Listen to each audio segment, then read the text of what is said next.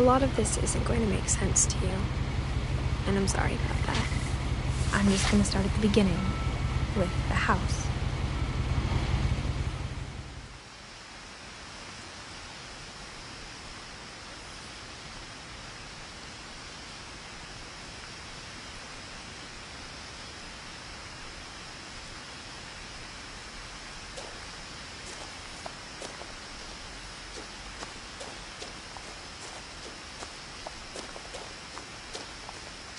I lived here until I was 11, but I wasn't allowed inside half the rooms.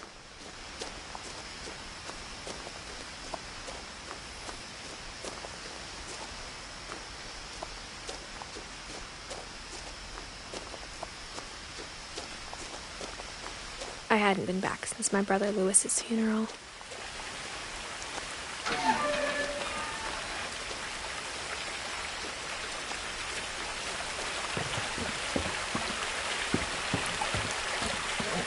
In her will, my mother left me a key, but didn't tell me what it unlocked.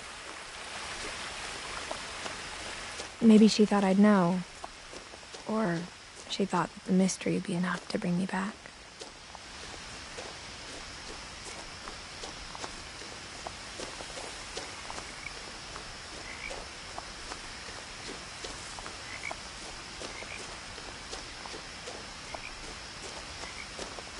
No one had driven this way in a long time, but I saw a few hoof prints.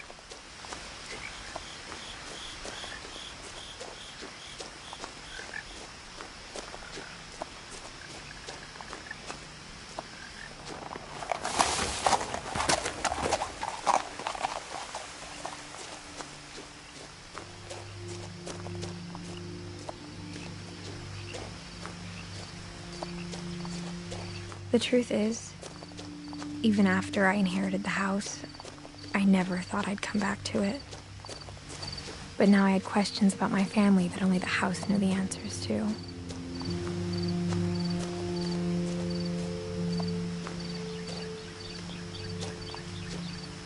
The house was exactly like I remembered it, the way I'd been dreaming about it.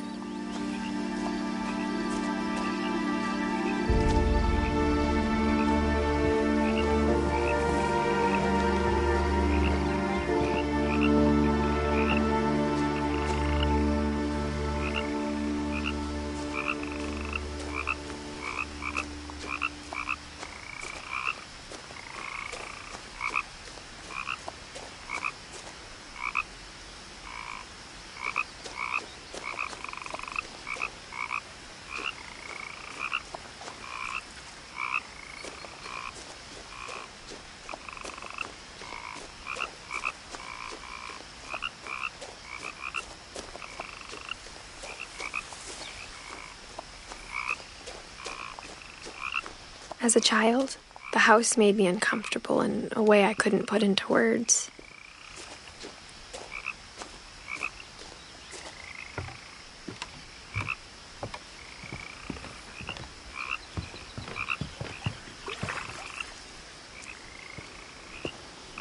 I asked Edie once about the dragon in the pond. She said it had killed her husband. I was 6. It seemed like an odd joke to me, even then.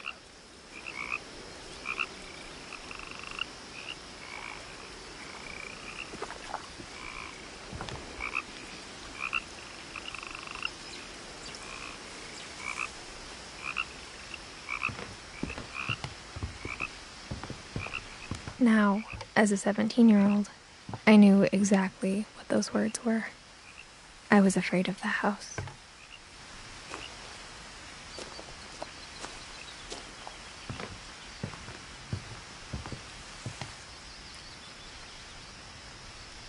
I hoped the key might unlock the front door. It didn't.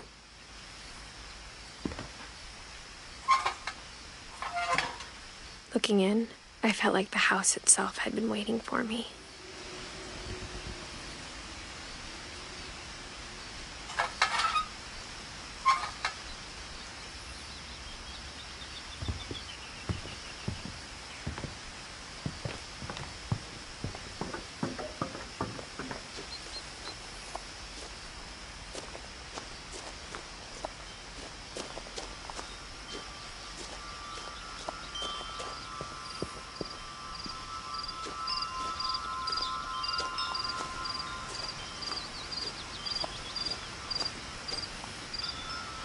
house felt like it had always been here. Even the swing set was older than my mother.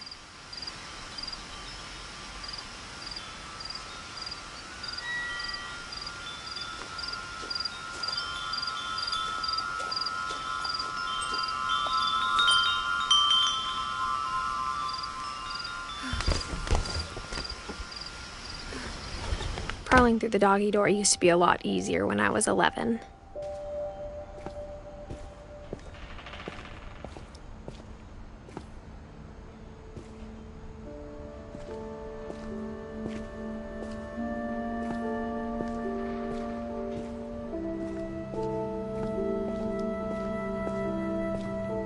The power had been turned off the night we left.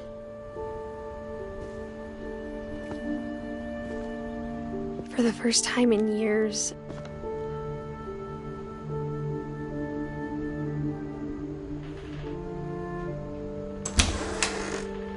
I felt like I was home.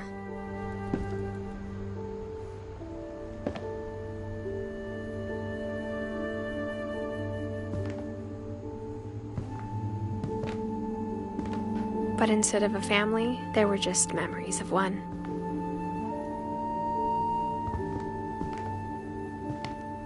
Like how after Louis started working at the cannery, we all got sick of eating salmon. Except our cat, Molly.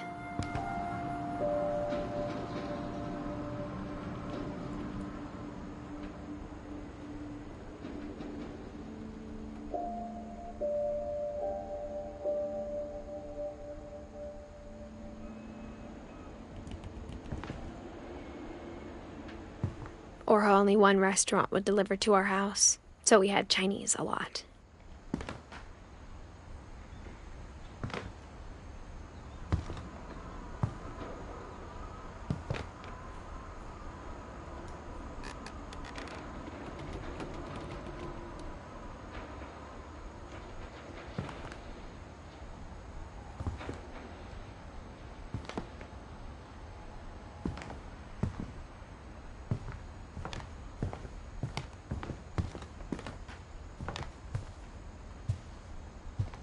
The table was still a wreck from the night we left. It was like a bomb had gone off, killing everyone but sparing the furniture.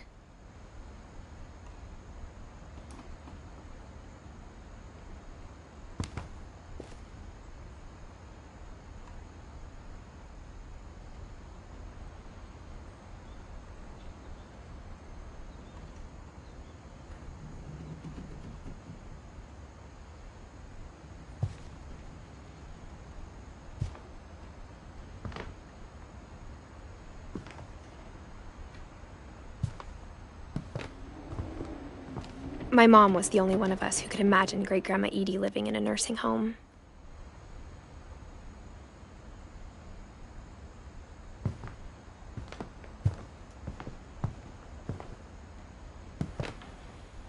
Nothing in the house looked abnormal. There was just too much of it, like a smile with too many teeth. Even the fireplace had a story. Edie told me the bricks came from the original house, after it sank.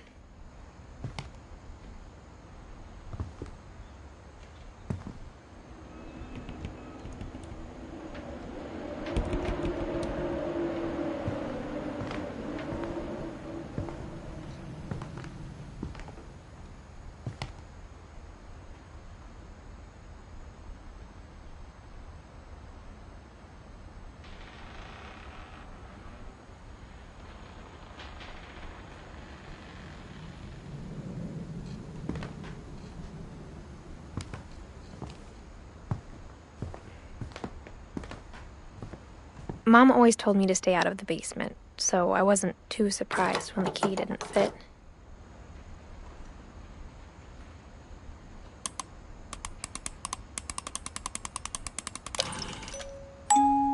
Great-Grandpa Sven built a music box for Barbara, along with the rest of the house.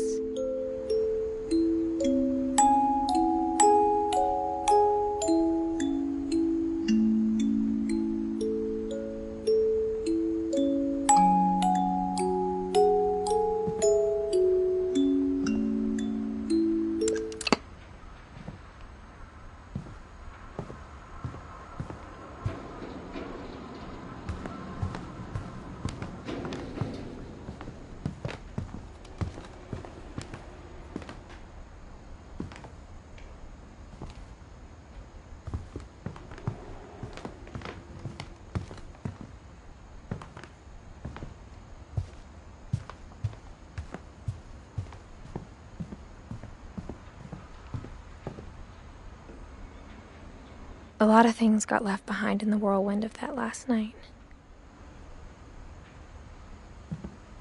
My mom wasn't much of an optimist, but she never stopped believing that my brother Milton was alive.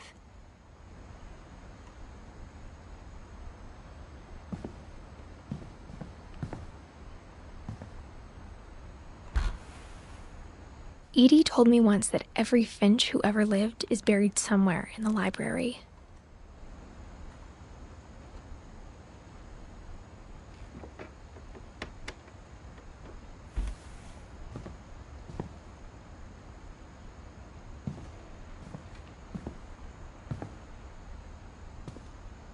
After Milton disappeared, Mom sealed up all the bedrooms.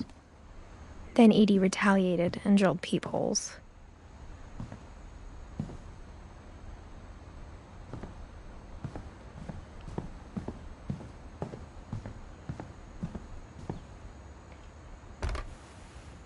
My Grandpa Sam spent 7 years sharing a room with his dead brother, Calvin.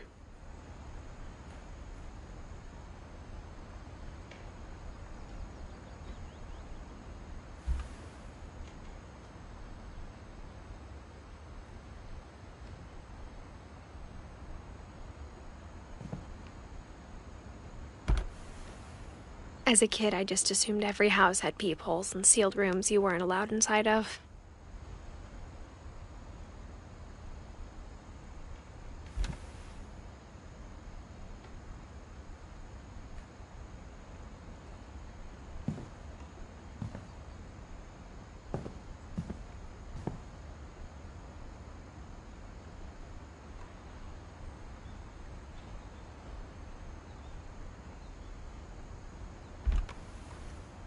The last time I was in Edith Sr.'s room, I was 10 and she was painting my portrait.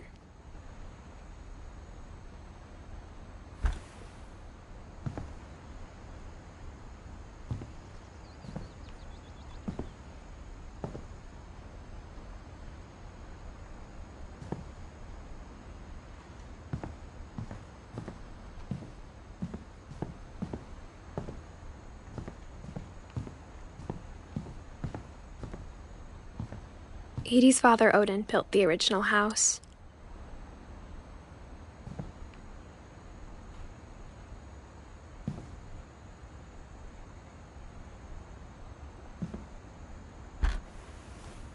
Barbara was a child star for 2 years, until America grew out of it.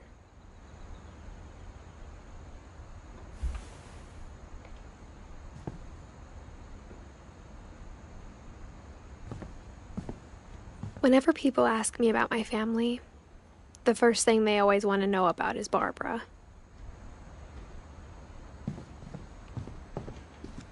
Mom must have locked the third floor stairs on the night we left.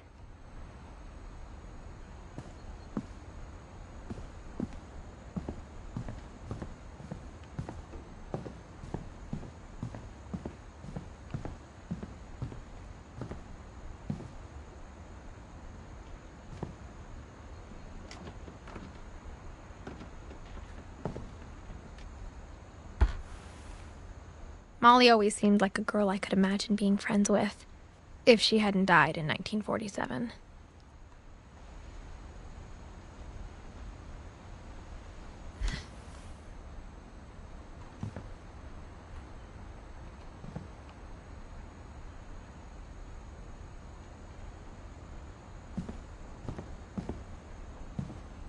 I spent a lot of time playing in Great Uncle Walter's room. I think my mom sometimes regretted not sealing it up.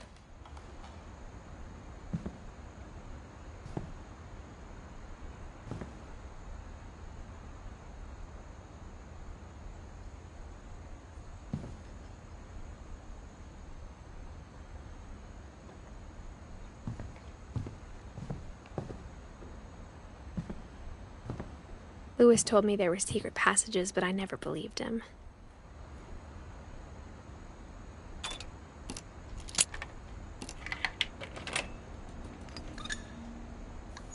Turns out, my mom was really good at keeping secrets. Now it was time to find out what my mom had been afraid of. From the paintings on the wall, it was clear my brother Milton had been here before me.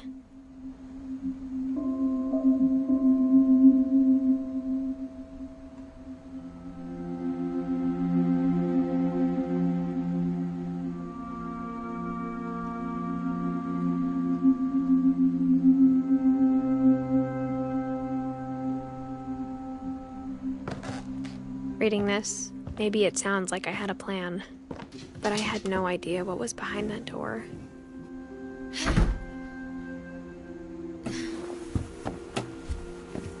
Just like I had no idea where all this was gonna lead.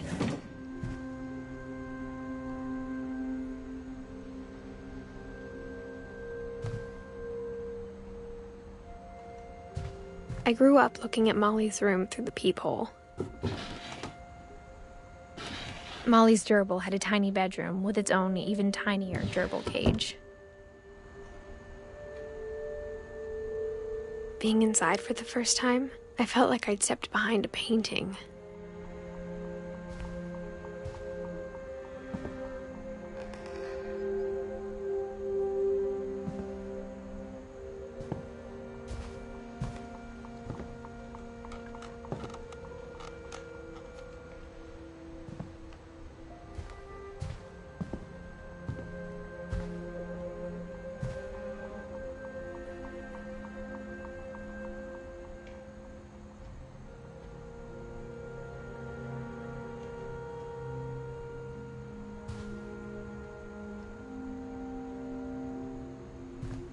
I got the sense Edie had spent a lot of time here, before my mom sealed the doors.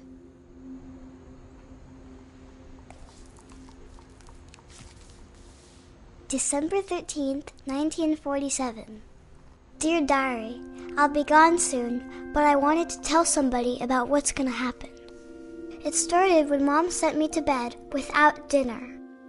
I woke up and I was starving, so I looked around for something to eat.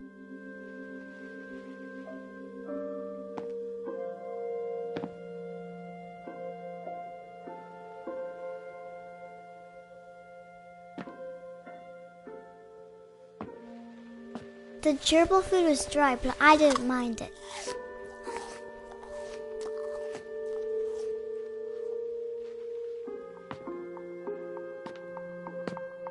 My Halloween candy was all gone.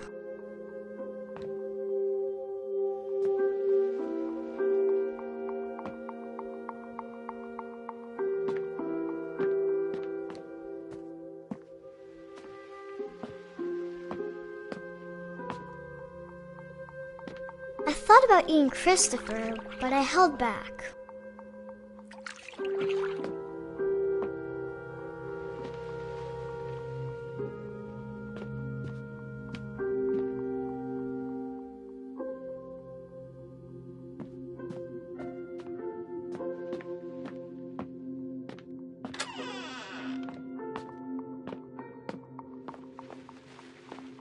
I ate a lot of things that night.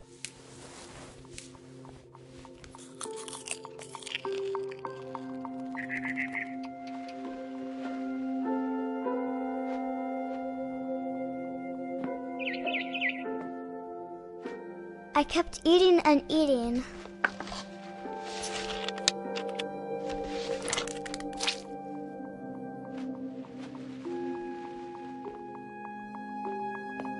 Then I heard chirping outside my window. It was a barn swallow going back to her nest. I reached out for her.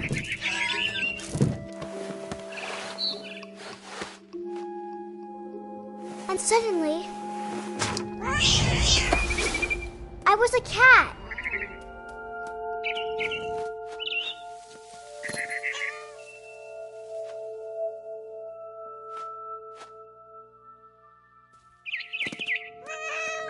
I tried to be quiet, but the bird was really scared.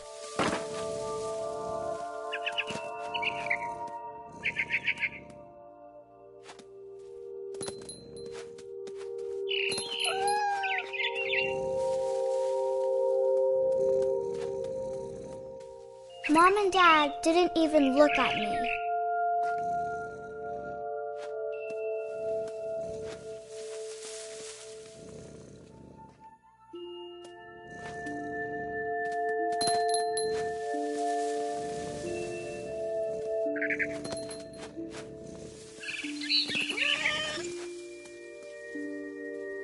jumped and I almost got her.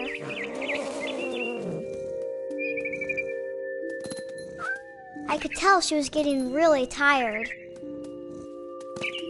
Now I was up in the big tree. I promised Dad I wouldn't climb it anymore. All I cared about was eating that mama bird.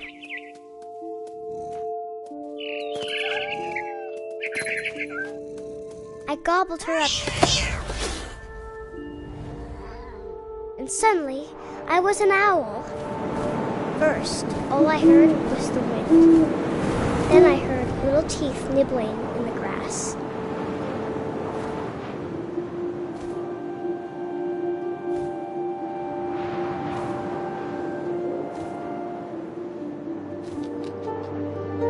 Rabbits.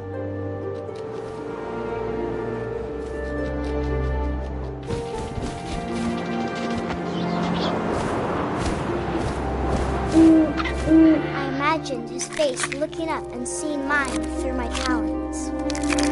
I swallowed him up, and I didn't chew one bit. Then I flew off to find something bigger.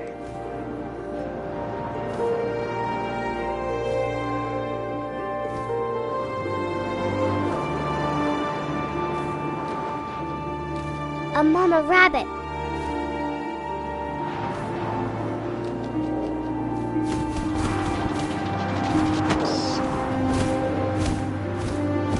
She was almost too big to carry. I started choking, but I couldn't stop eating. And suddenly, I was a shark.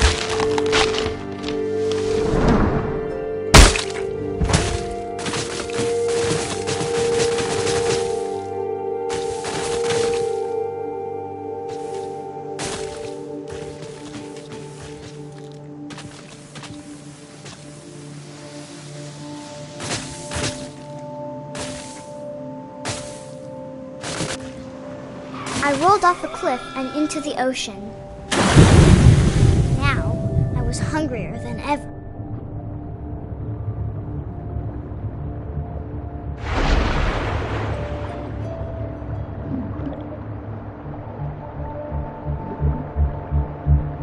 I wanted fat, juicy seals.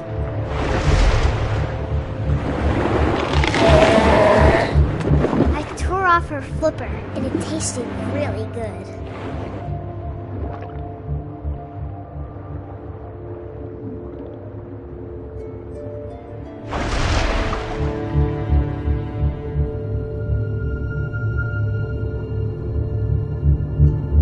I grabbed on tight. When I was so hungry, I jumped out of the water. When I opened my eyes, everything had changed.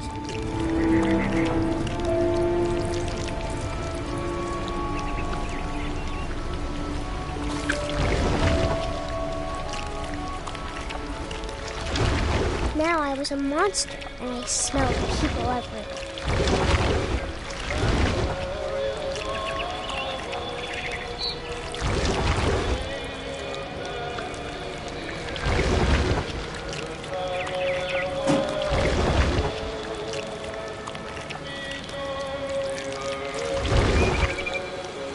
I was big, but I moved real quiet.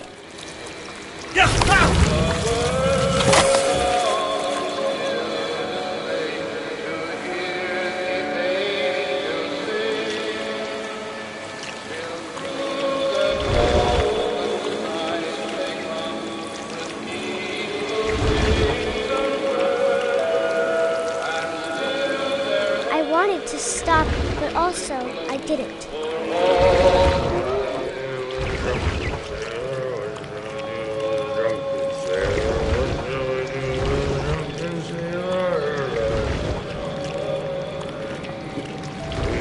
Belly with a rusty razor, shave his belly with a rusty razor, shave his belly with a rusty razor.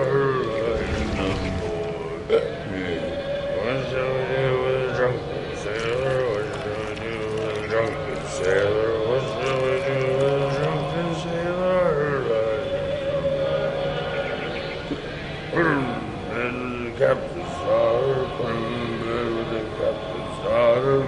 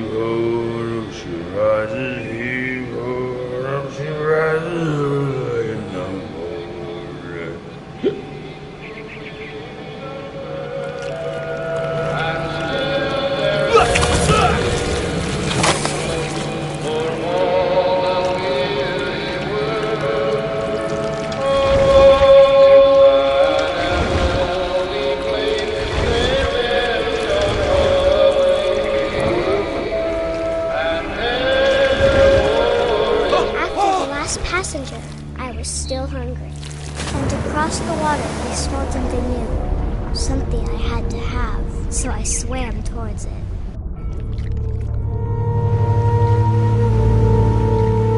I slithered onto the sand, and the good smell went into an old pipe.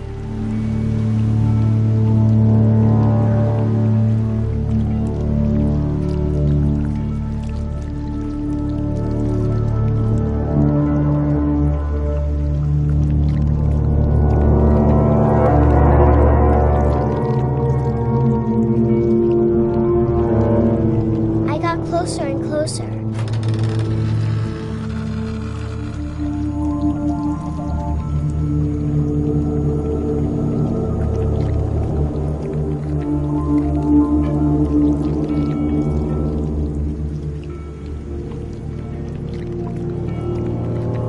All my stomach started growling. And suddenly, I was me again. I held my breath for a long time, but I couldn't hear anything. I think it's waiting for me to fall asleep. But it's not going to wait much longer. It needs to be, and we both know I will be delicious.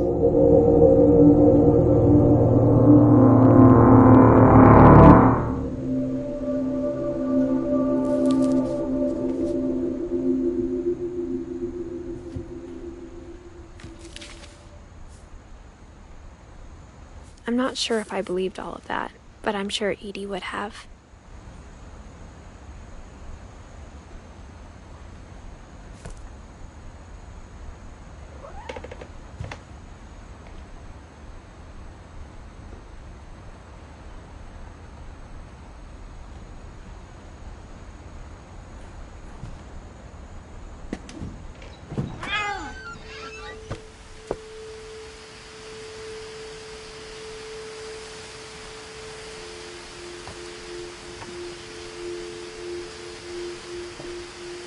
This will be obvious later, but my mom never told me any of these stories.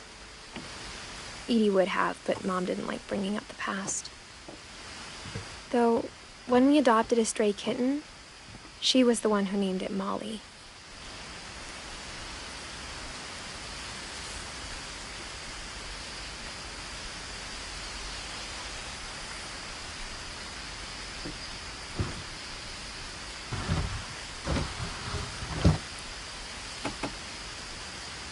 I spent a lot of time in Great-Grandma Edie's room.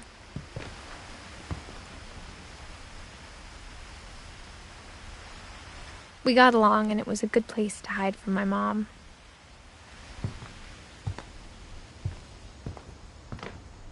Her room was like a museum. For 500 years, the Finches have been famous throughout Norway for their fortune and misfortune.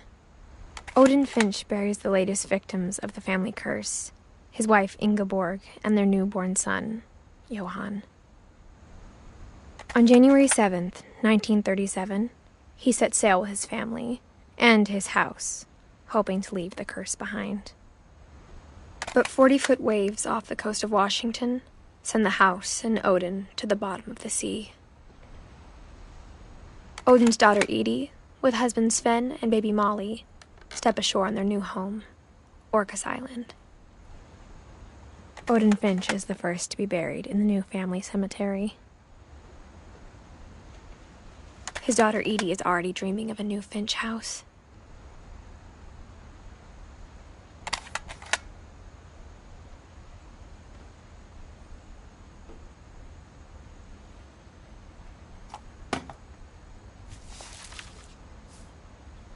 Whatever's wrong with this family, it goes back a long ways.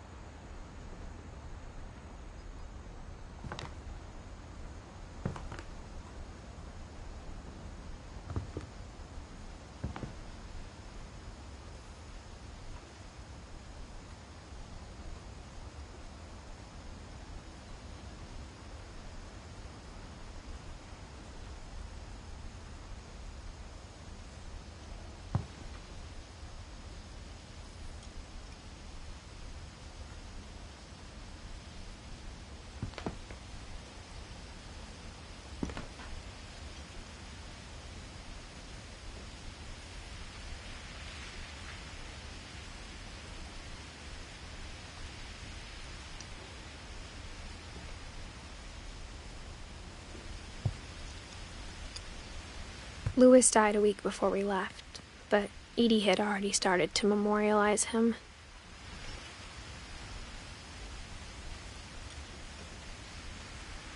Edie knit me a new pair of gloves every year, just in time to replace the old ones.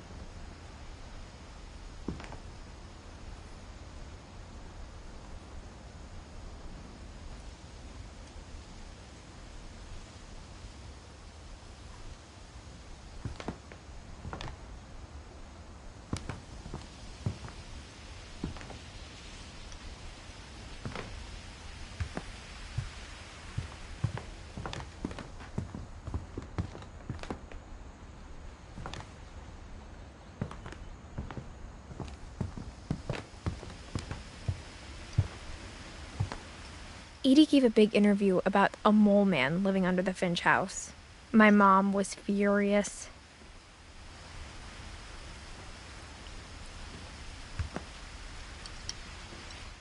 I hadn't thought of myself as Edith Jr. for a long, long time.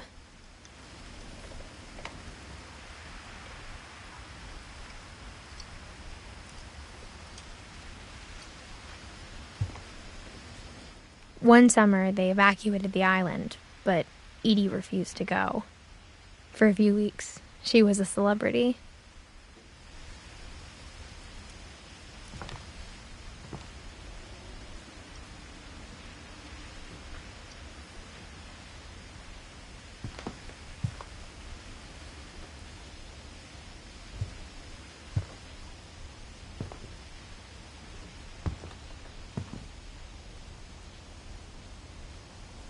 When Edie told people Sven was killed by a dragon, she could also have said he was building a dragon-shaped slide that collapsed.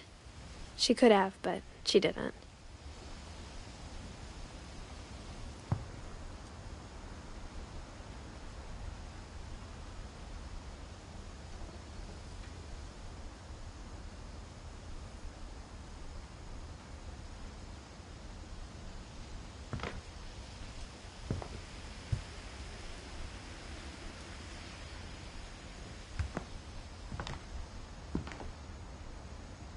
even in her 90s. Sometimes Edie seemed a lot younger than my mother.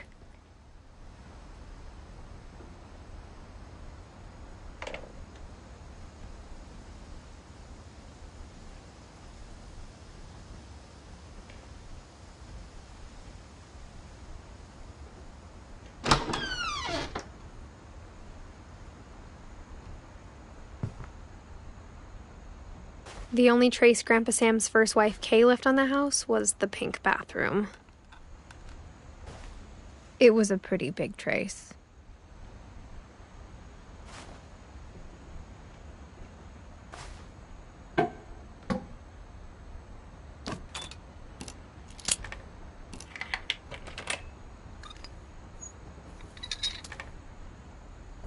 There's a secret in this bathroom. It's in the last place you would look. It isn't in the cupboard. It's hidden in this book.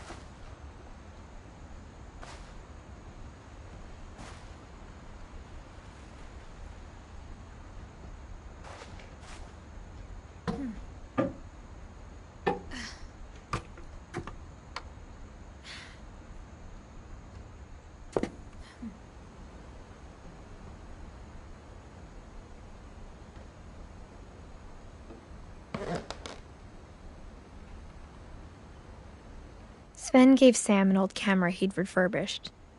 He never put it down.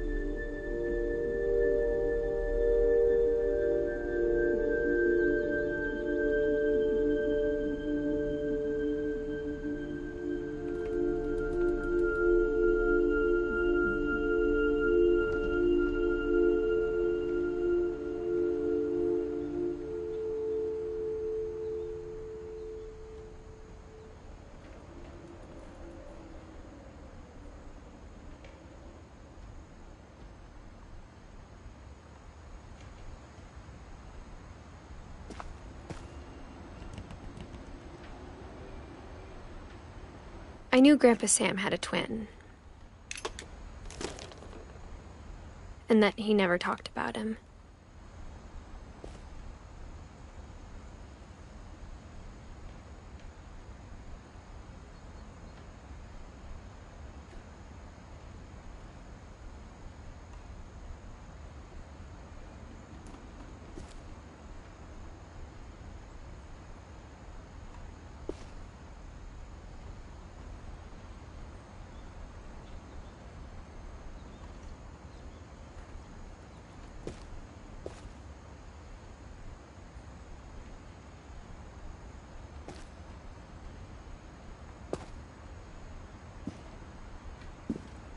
I guess my grandpa didn't like history any more than my mom did.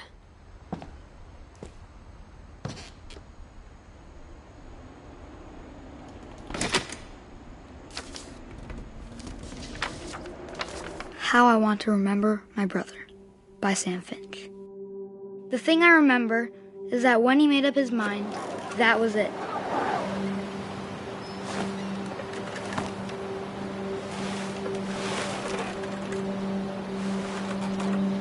My brother said he'd die before he ate another mushroom. And he did. At Barbara's funeral, we swore we'd never be afraid again. And he wasn't. I think Calvin always wanted to fly. Sam! Calvin! Dinner's ready! Coming! But that day, he finally made up his mind to do it. I told him going around was impossible. Maybe if I hadn't said that,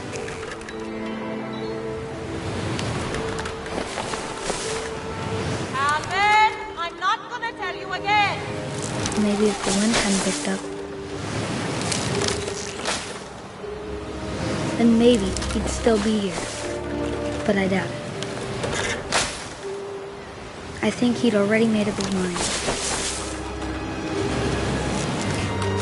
That's what I want to remember about my brother.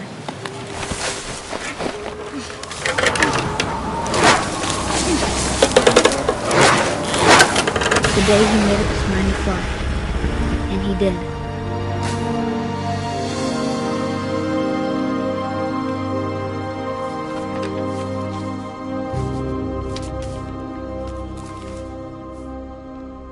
Calvin's story felt strangely familiar. When I was younger, I remember trying to do the exact same thing.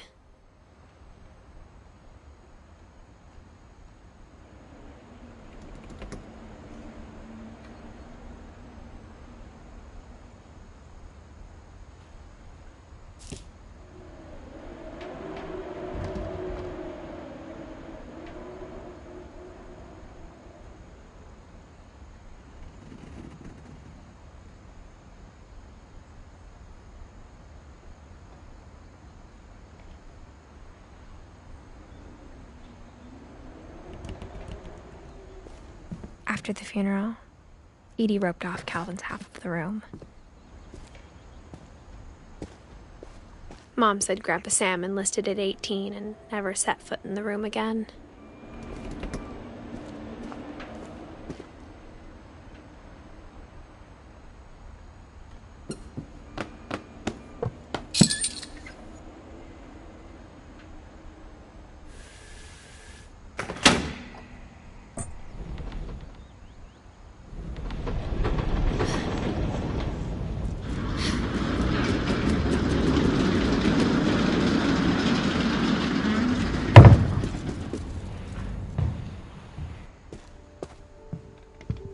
The passages were a pretty tight fit. They'd obviously been built for smaller hands and bellies.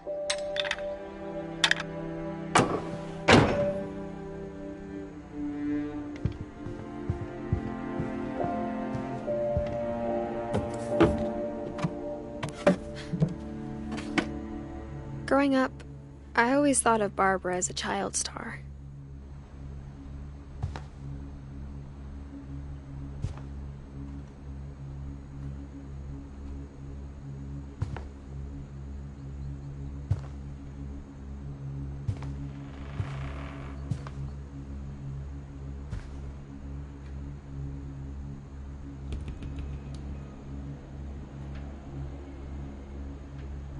I never thought about how hard it must have been for her afterwards.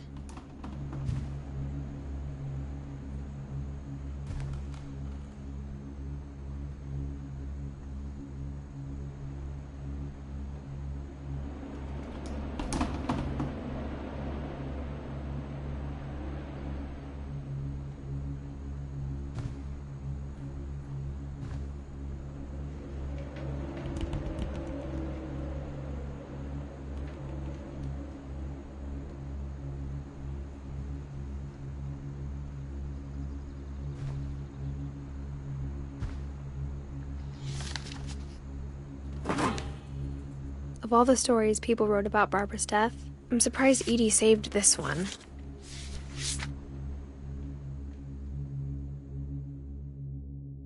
Old Jack here with another ghastly tale inspired by America's most unfortunate family. I'm calling it The Surprise Ending of Barbara Finch. As a child star, Barbara was famous for her scream. Now at 16, she was all washed up. A has-been. But in a lucky break, she'd been asked to perform her signature scream at a local convention for monster movie fans. It was just the boost her career needed. Unfortunately, her scream hadn't aged well. Getting better. I think you just need the right motivation. Her biggest fan and current boyfriend, Rick, was about to demonstrate when... Now that was a great scream. It was Barbara's father, Sven. He'd slipped into a table saw and had to be rushed to the emergency room. So Barbara got stuck babysitting her youngest brother, Walter. Her convention comeback was cancelled. Okay, I'm hearing frustration, but I'm not hearing terror. What if I tried... A gang of hoodlums in Halloween masks have been terrorizing Orcas Island tonight. Police are urging residents to... That came from the basement. You're right! Also, I loved your delivery on that. Why is your basement door locked? Because my dad likes making puzzles and secret passages. There's a key hidden in the music box. The secret is to keep winding and winding until finally the key pops out. Thanks, babe. I'll be back in a sec. 20 minutes later, Rick hadn't returned. So Barbara went to look for him, right on cue. She reached for the music box.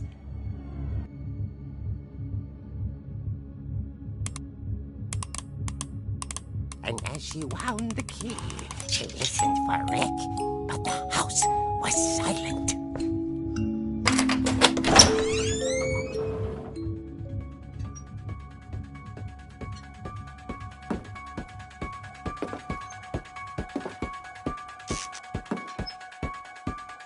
She found Rick's crutch and imagined the worst.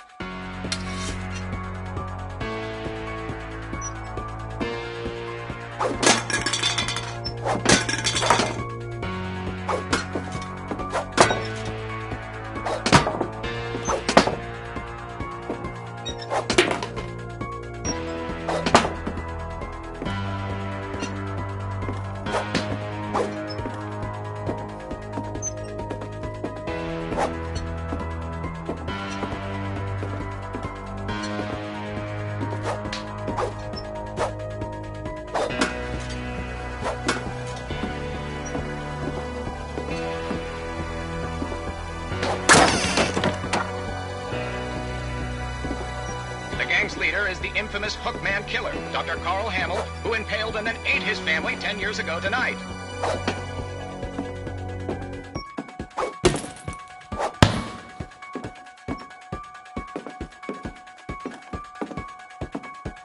The old fridge rattled and grew still. Oh dear!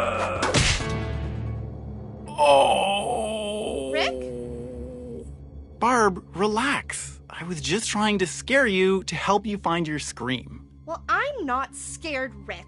I'm furious. Then act furious. All I'm getting from you now is that you're hurt and confused and She threw him out, but she kept a little something to remember him by. Barb, have you seen my other crutch? And she was still holding it when she fell asleep watching the late picture show. Hours later... Barbara! Walter, what's going on up there? Ah! Okay, I'm coming up, but if this is a trick, you're dead, Walter.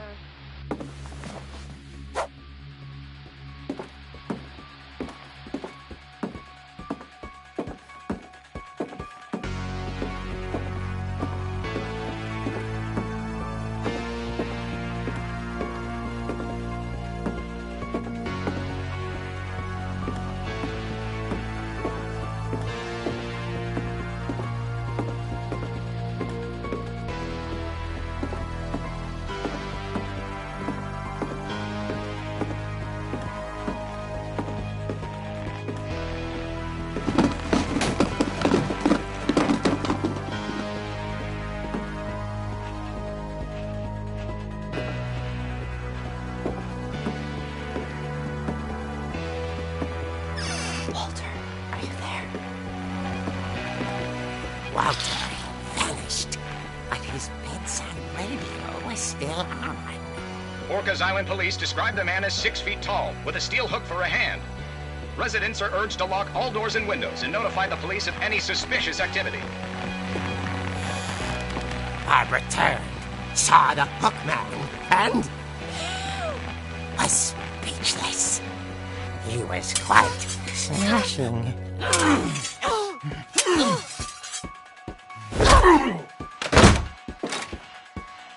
And whoever he was, he couldn't get enough of Barbara.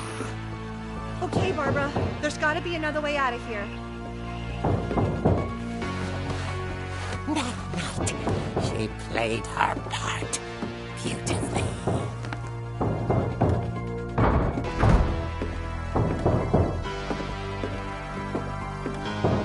Molly's door hadn't been opened in years.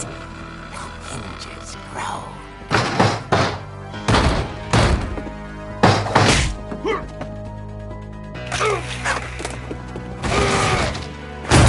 He wasn't moving, but she sensed the story might not be over yet.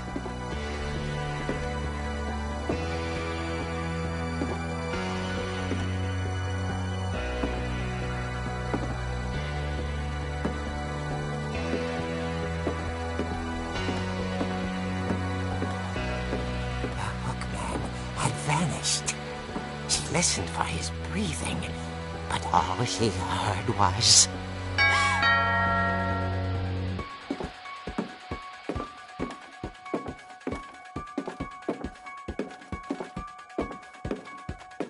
At the door, she heard whispering. It was coming from inside the house.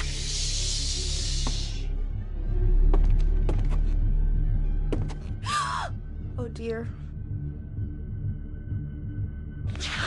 The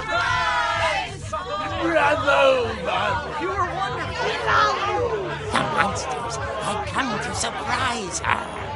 For Barbara, it was a dream come true. Then she saw what kind of monsters they were, and she realized what was about to happen. She was going to be famous. And with her final breath, Barbara Finch gave the performance of her life.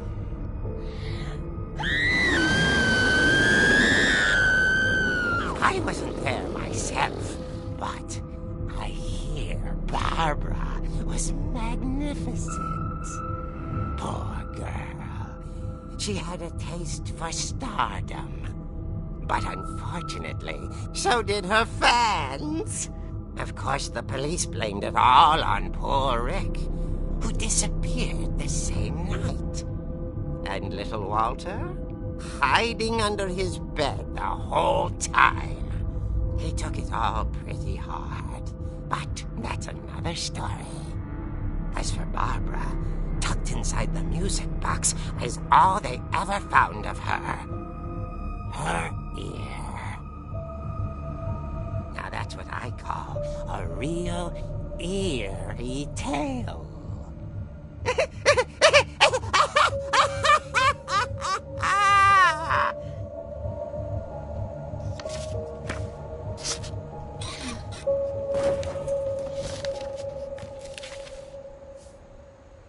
Edie told me all Barbara wanted was to be remembered, as absurd as that comic was. Maybe what Edie saw was a happy ending.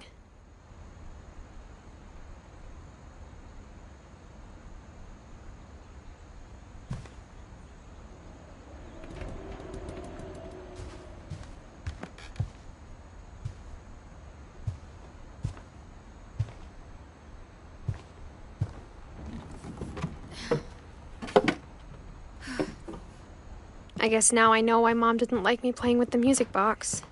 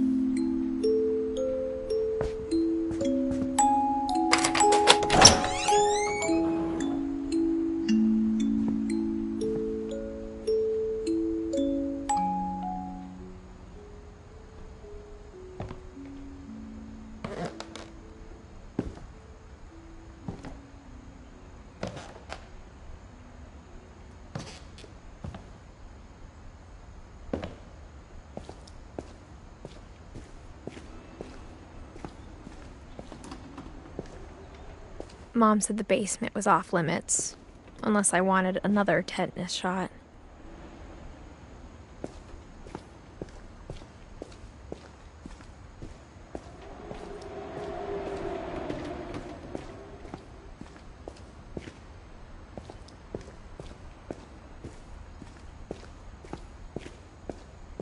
I saw Edie sneak down to the basement once, carrying packages.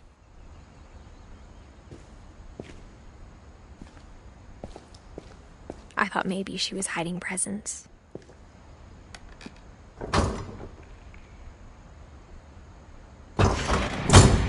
It turned out she was hiding a lot more than that.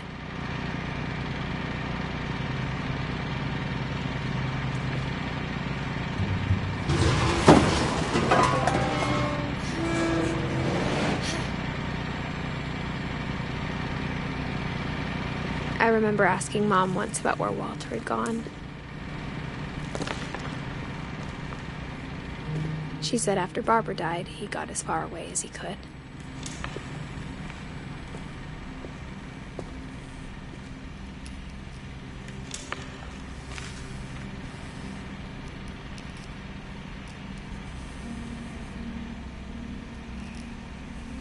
If there's a pattern in all these stories,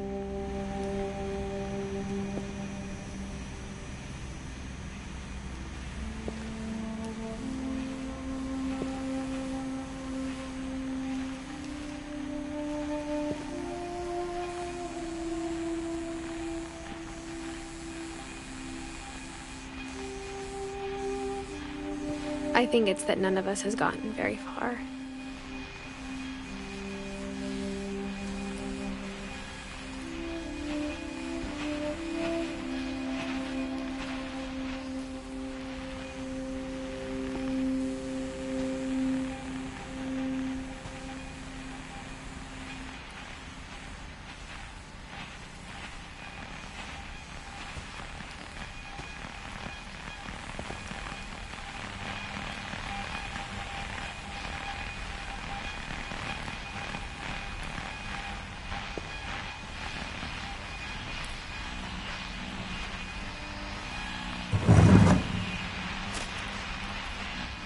Goodbye, everyone. I can't believe I've been down here for 30 years. On that first day, after the shaking started, I didn't think I'd survive a week.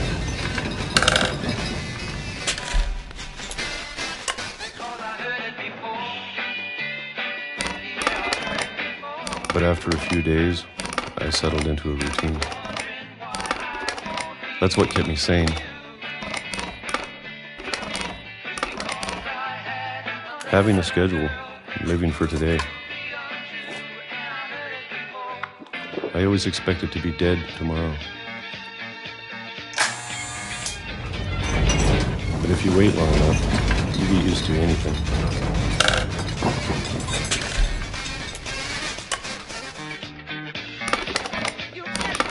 Even a monster on the other side of a door starts to feel normal.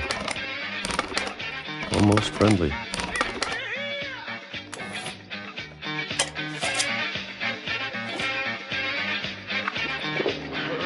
And then one day, everything just stopped.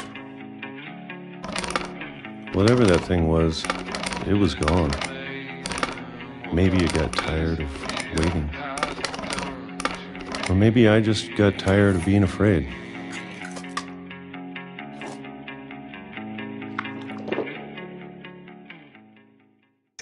It's been a week now, the longest in 30 years.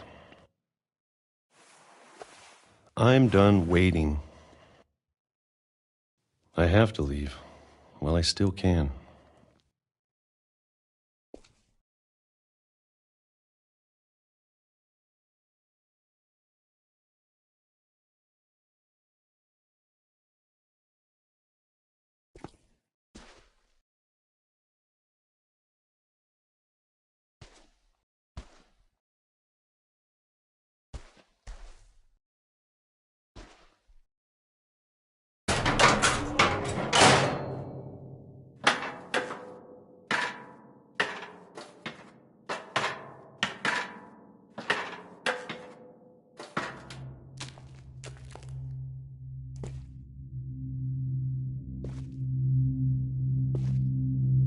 I know it's out there somewhere. Whatever killed Barbara and Molly and Calvin.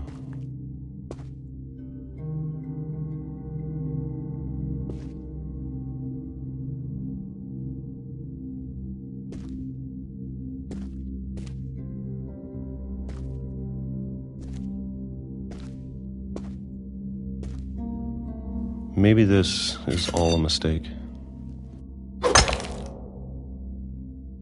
But I need to stop living the same day, even if it kills me.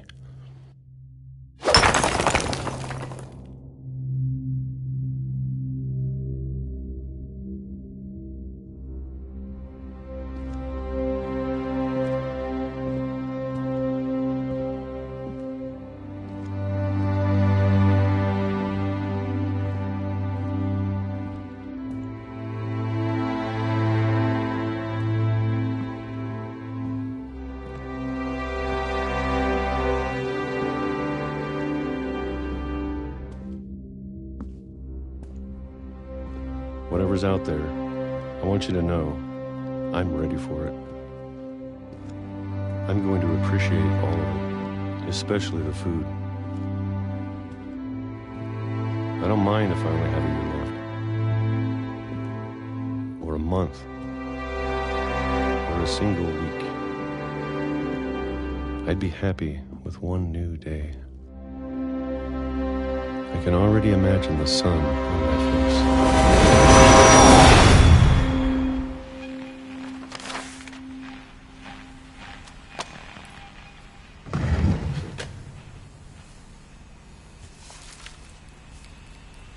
Walter died when I was 6. I can't believe my mom never told me he was down here. I'm sure my mom was trying to protect me.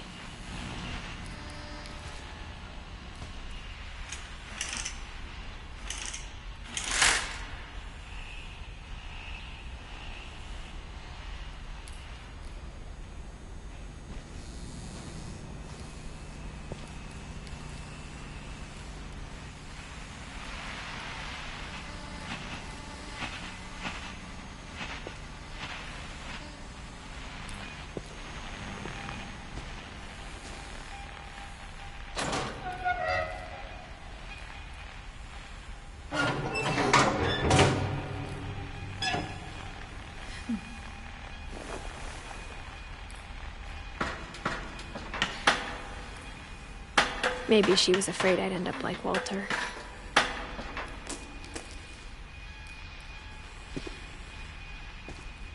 But if she never told me about an uncle under the house,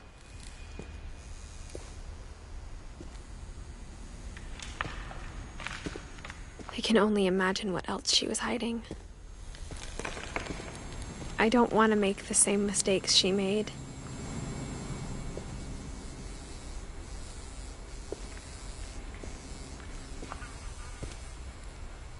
Trying to bury something that's still alive.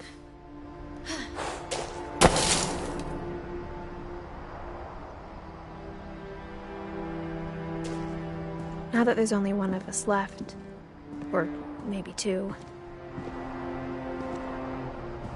I thought it was time I heard the stories for myself and found out what happened to everyone else. But now I'm worried the stories themselves might be the problem. Maybe we believed so much in a family curse, we made it real.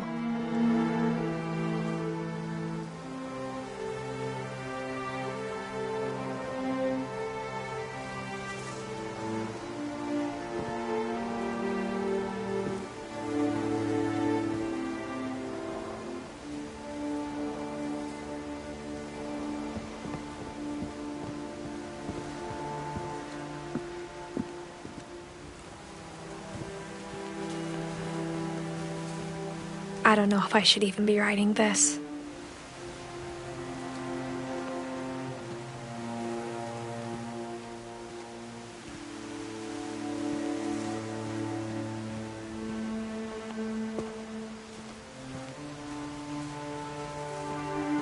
Maybe it'd be better if all this just died with me.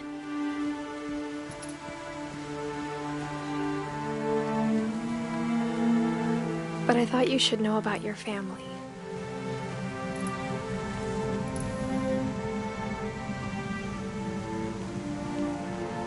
And the history you're a part of.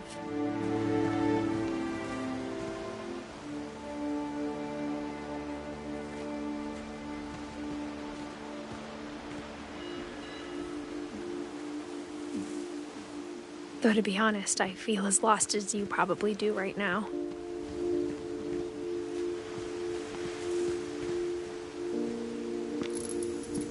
I think the people in these stories believed them, for what that's worth.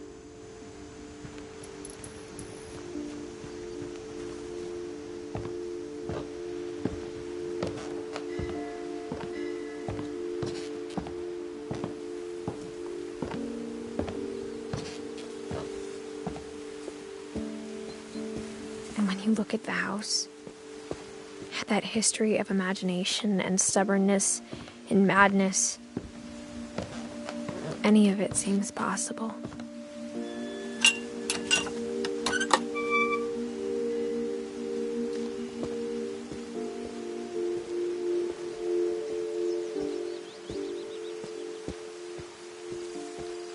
I think we've been surrounded by death for so long, we've just gotten used to it.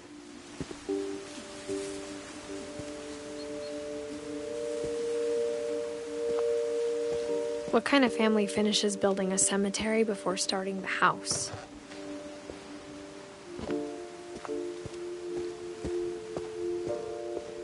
It's embarrassing for me to admit this, but the pet cemetery made me more uncomfortable than the human one. 3 of the gerbils were mine, and 2 had been my fault.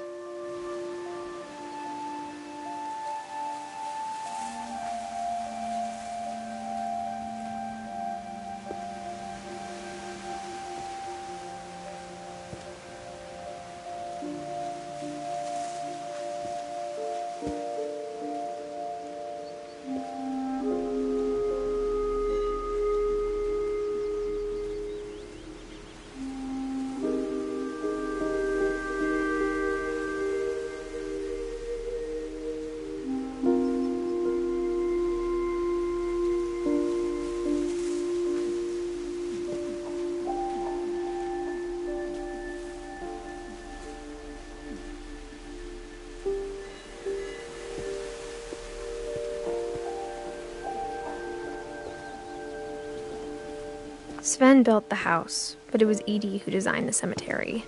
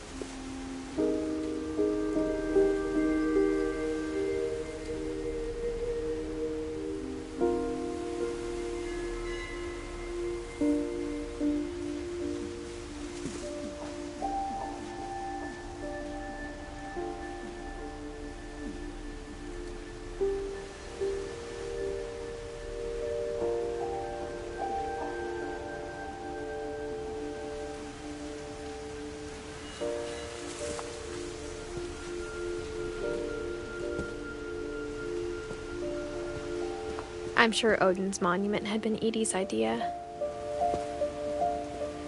My mom was always trying to move on, but for Edie, the past never went away.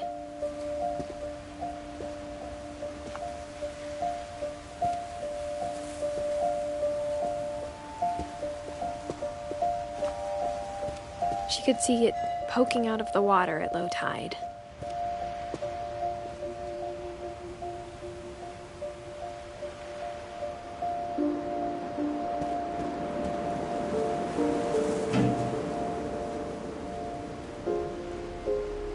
Edie said she dreamed about the old house every night.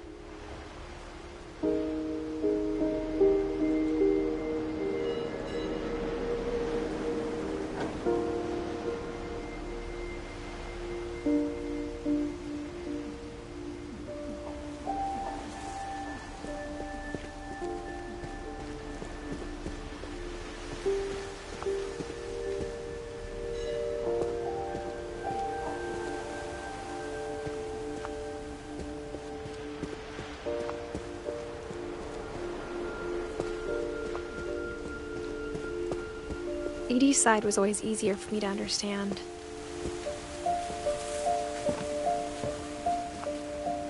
But the older I get, the more I can see where my mom was coming from.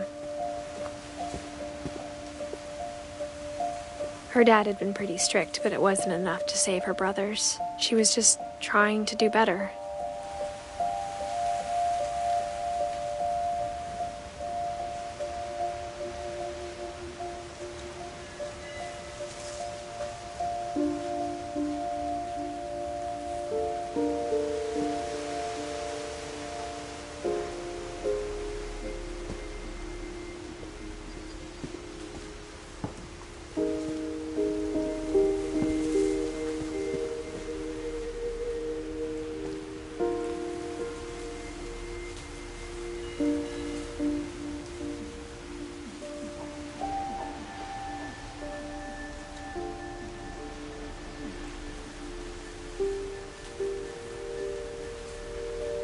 She lost 2 of her brothers, just like I did.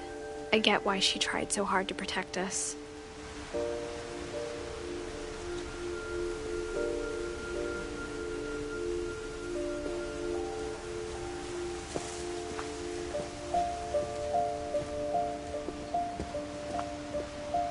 We never found Milton's body, so my mom insisted we were putting up a monument, not a tombstone.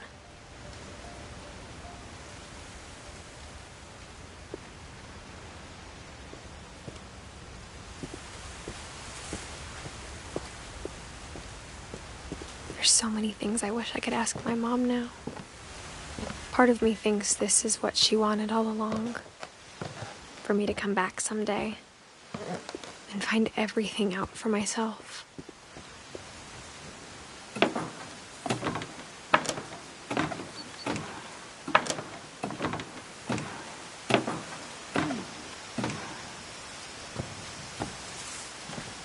But looking back on it now, if she told me there was going to be so much climbing, I never would have come when I was 22 weeks pregnant.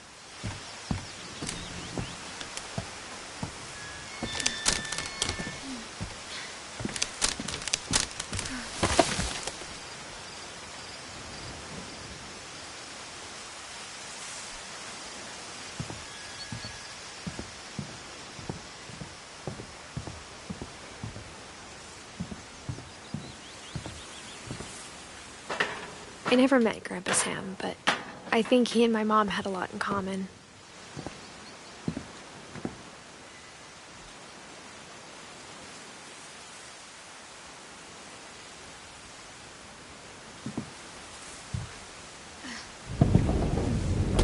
They were both pretty intense.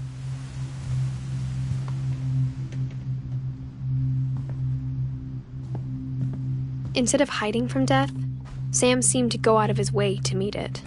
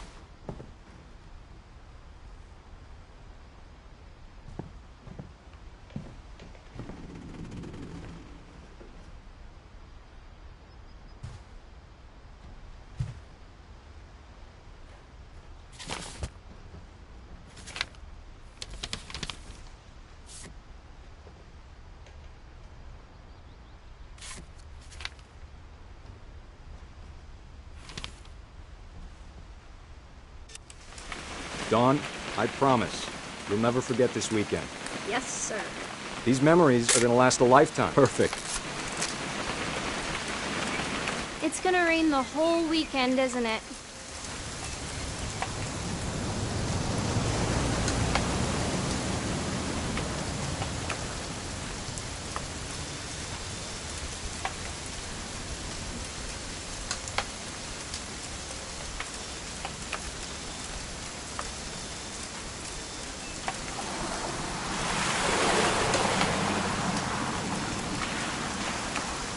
I will never forget this weekend, Dad.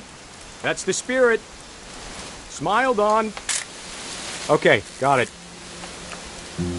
I'm gonna take some pictures, okay? Just be careful. That camera's older than you are.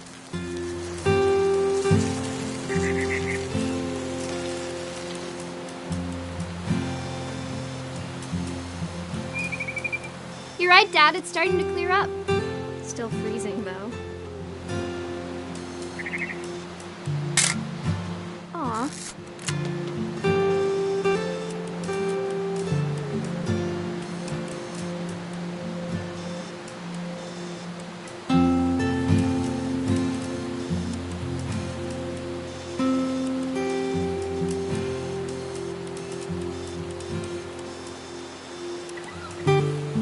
Definitely should not have drunk all that coffee.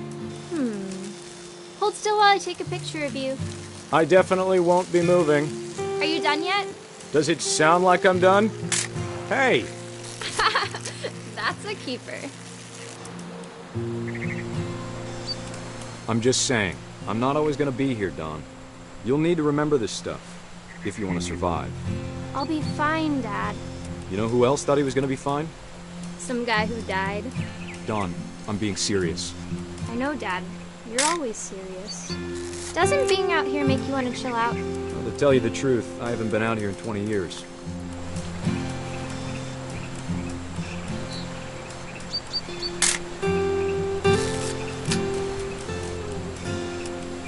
Last time I was with my brother Calvin. Man, that was a great trip. Your grandpa Sven taught us how to fish, how to build a fire. We found an old logging trail. We're Dad! Good eyes, Dawn. Before you take the shot, let me get a picture of it.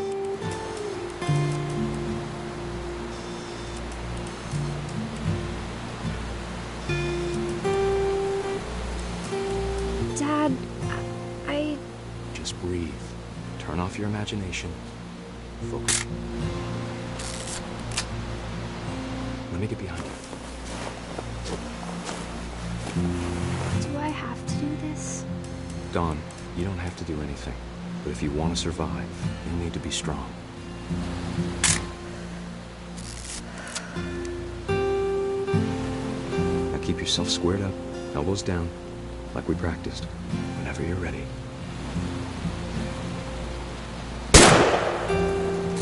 Great shot, Dawn!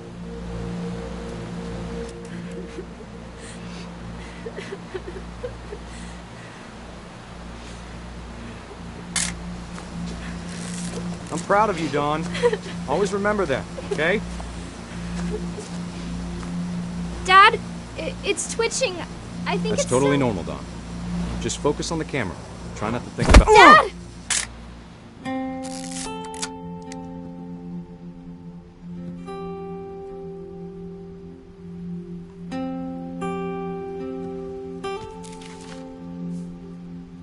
Of all these stories, that's the one I wish most that my mom had told me.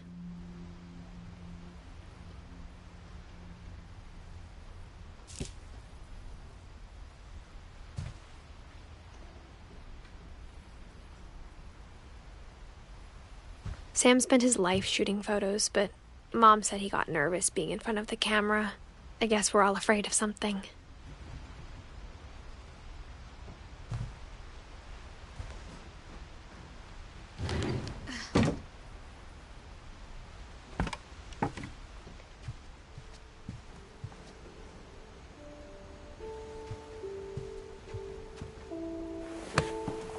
After Sam died, My mom and Edie got really close. They'd both lost a lot.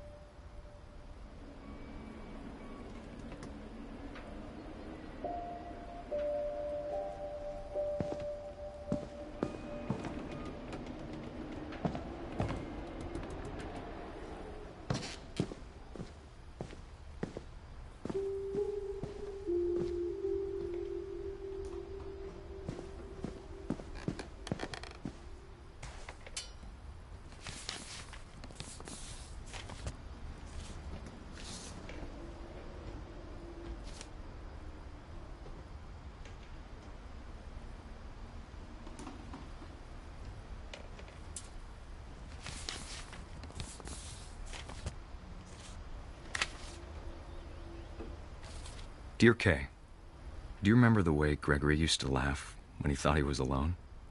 Like something funny was happening, but only he could see it.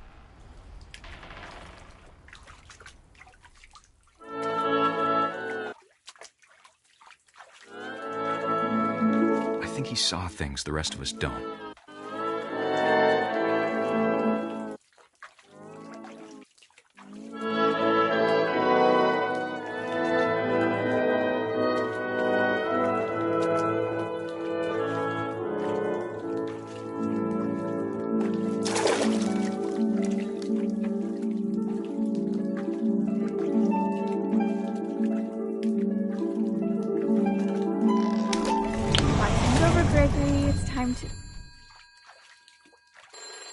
Hold on, sweetie. Hello? Sam, I told you I don't want to talk right now. I wonder what he saw.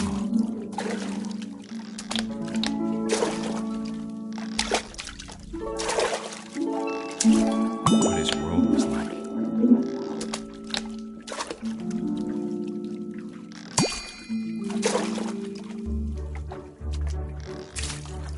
He reminded me so much of Calvin. Lost in his imagination. Whatever it was he saw.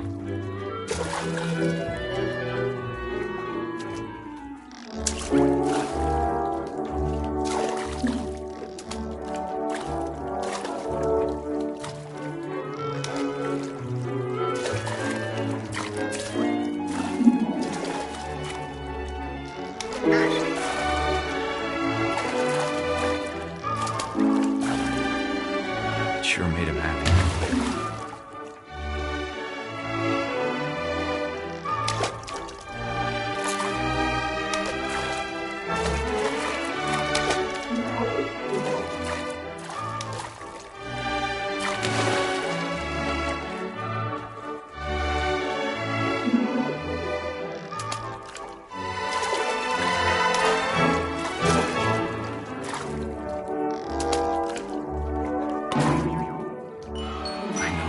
Sounds.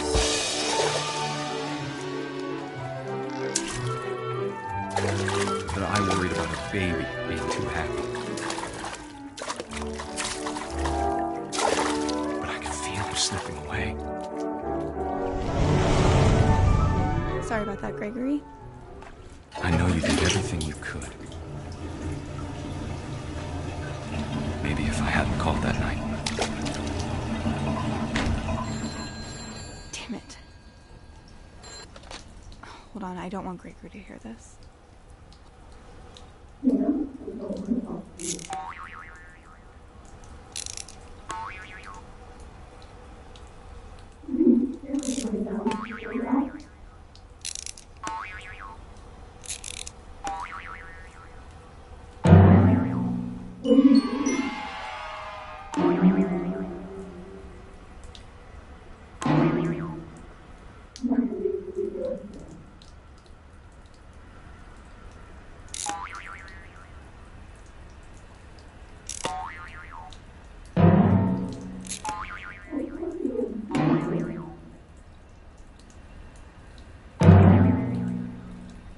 I wish he could have told us about the world he saw.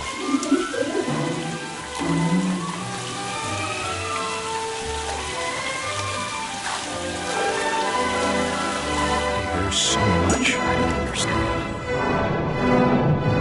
about Gregory, about everything.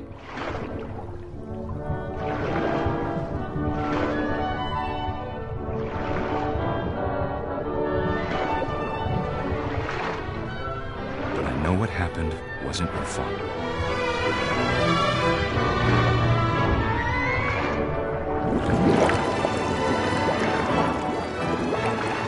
I'm sure he's happy. And he'd want you to be happy too. Good luck, Kay. Love, Sam.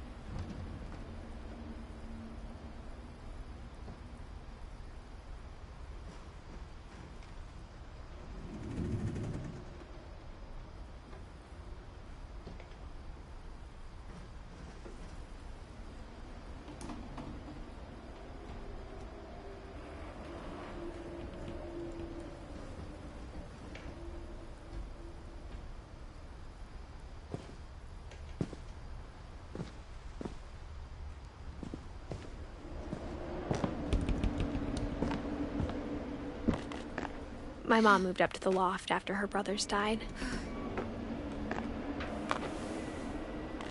At the time, it was as far away as she could get.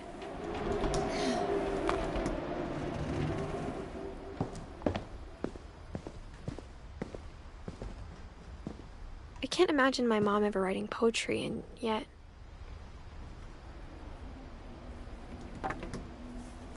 A poem for Gus, who always said the wedding was a bad idea. Our father never hit us kids, at least not very hard, before the day my brother said with teenage disregard that he'd be dead before he'd see a wedding in our yard.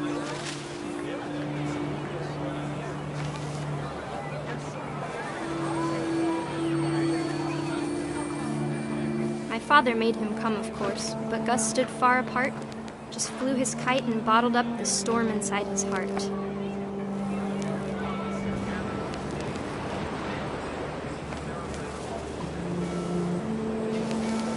I tried to talk him out of it, but though he'd never met her, we don't need a stepmom, were the words that I now pronounce you husband and wife. You may kiss the bride.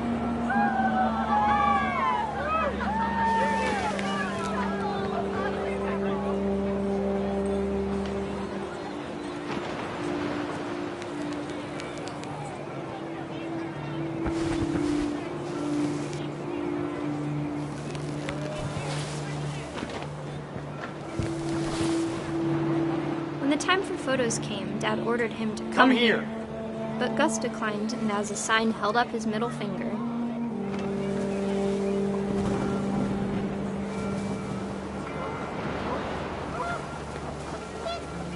The wind picked up, and panicked geese appeared and quickly went.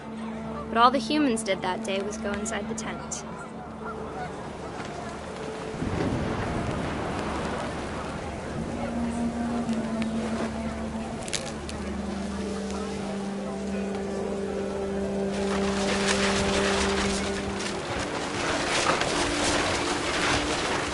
The rain came down in buckets then, but no one seemed afraid that nature might destroy the tent our dad had crudely made.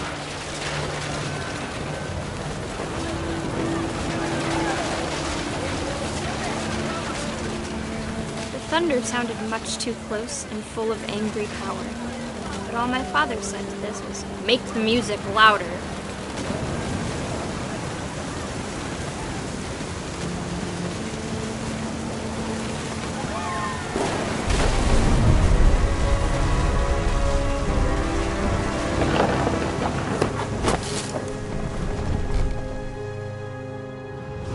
I wish that I could truly say I thought about you on that day.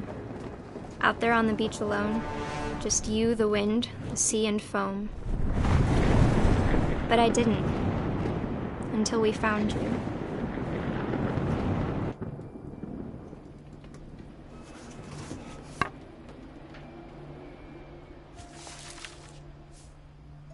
She never talked about him, but Mom told me once if I was a boy, they were going to name me Gus.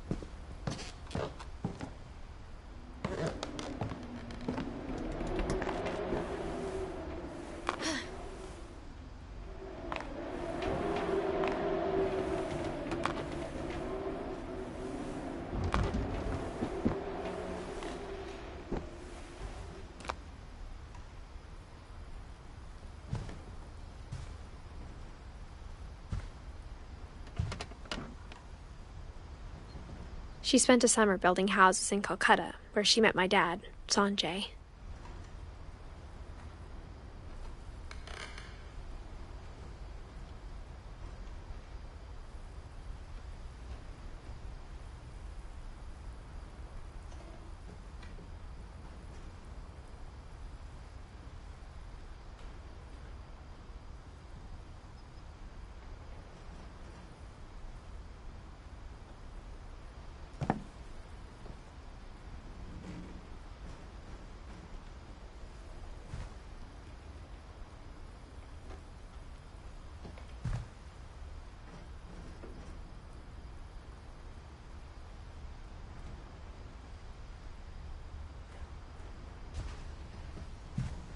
Religion was another thing my mom never talked about, but I think it helped her a lot after her dad died.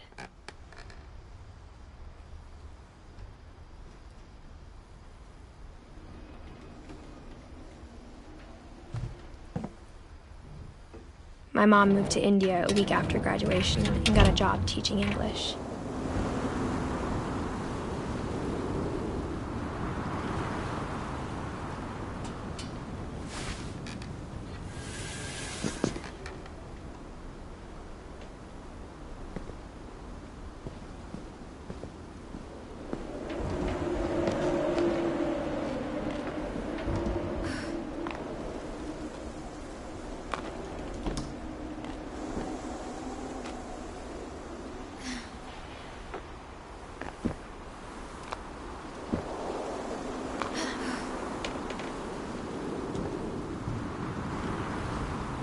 Louis was born a year later.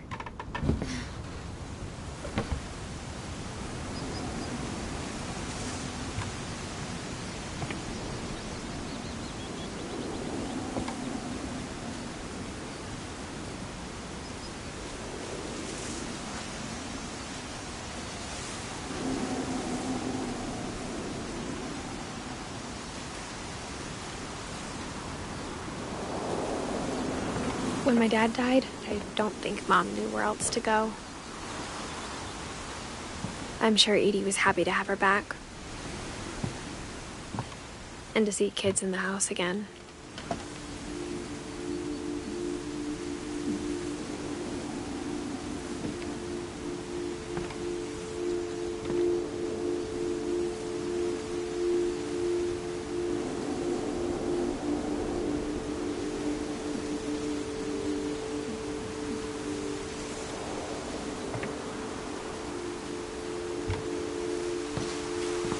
The house had to get a little bigger, but Edie was used to that.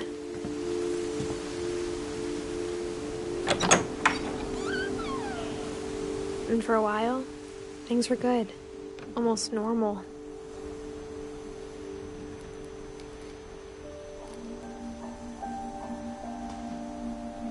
But it didn't last.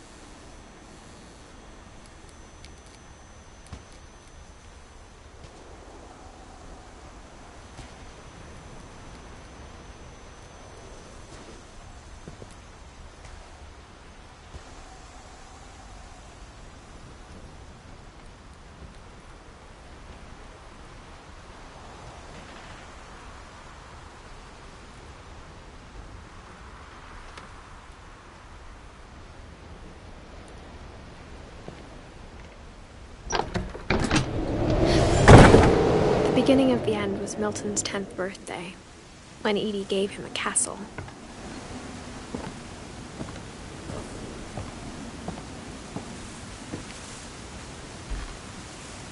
After Milton disappeared, the only thing he left behind was a room full of paintings.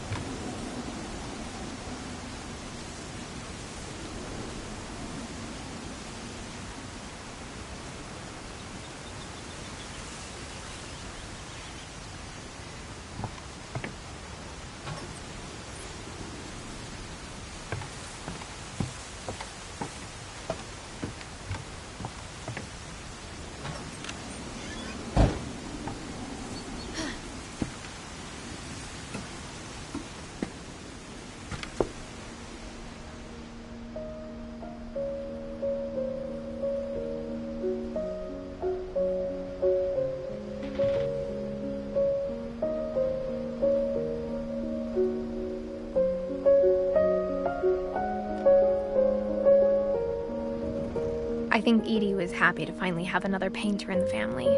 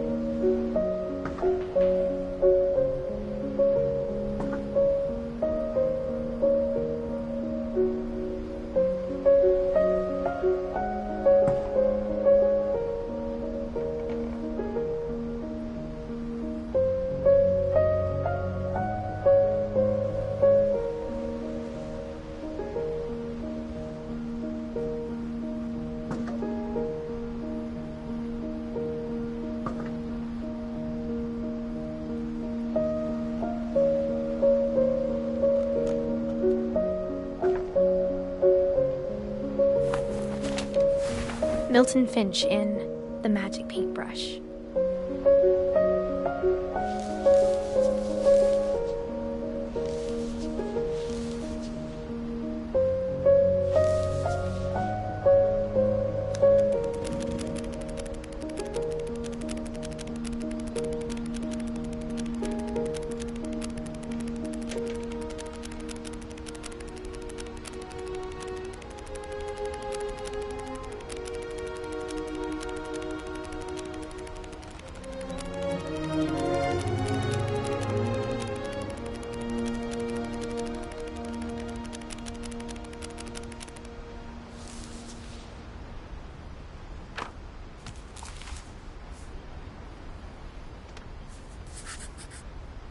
was 4 when Milton disappeared.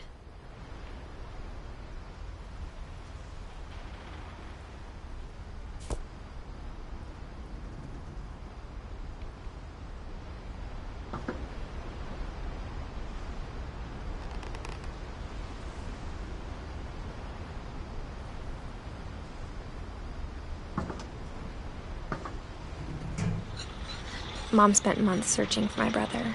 Then she sealed the doors.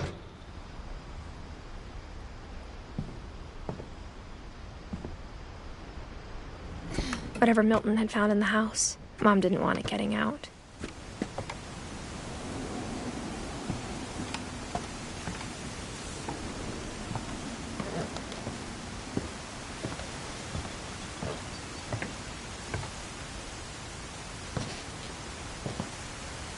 Mom definitely blamed Edie, but I think Louis blamed himself. After he graduated, he just spent more and more time in his room, until Mom got him a job at the cannery.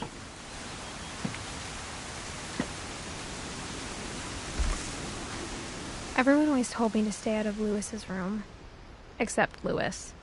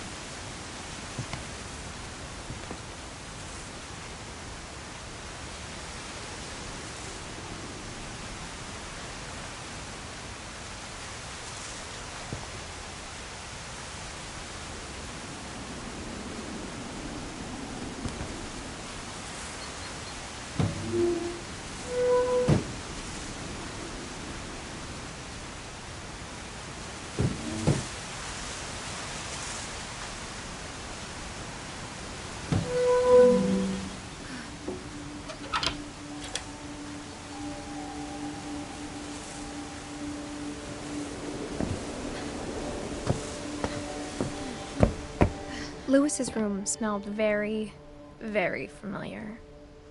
That part of him lived on.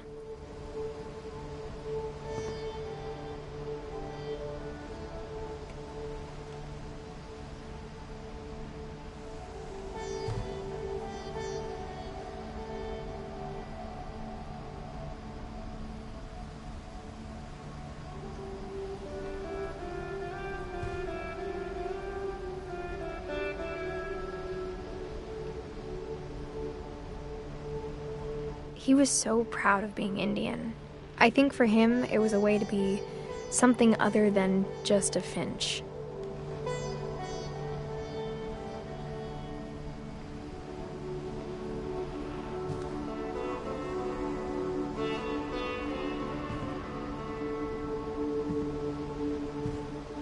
Louis and I spent a lot of time playing games together, but he was surprisingly bad at them. He died a lot.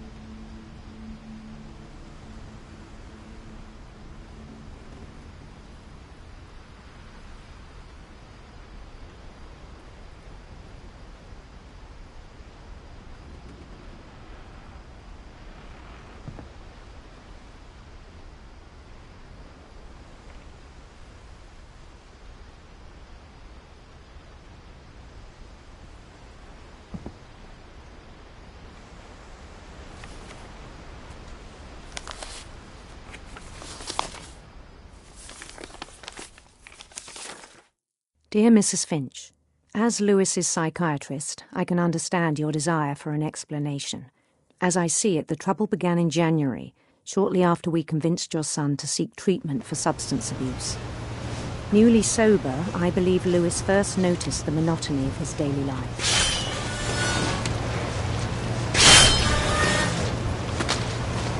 He kept working at the cannery, but he withdrew part of himself. In our sessions, I saw the same behavior. His mind began to wander. I asked him to describe it. He said he started small.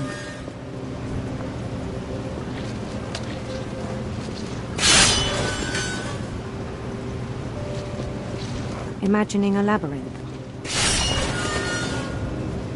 He'd feel his way about. Then something moved. Bats. And toads.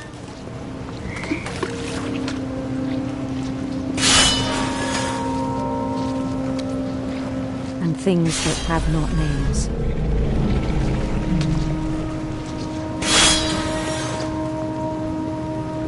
He knew it was all in his head. But he took it very seriously. I had hoped he'd find himself.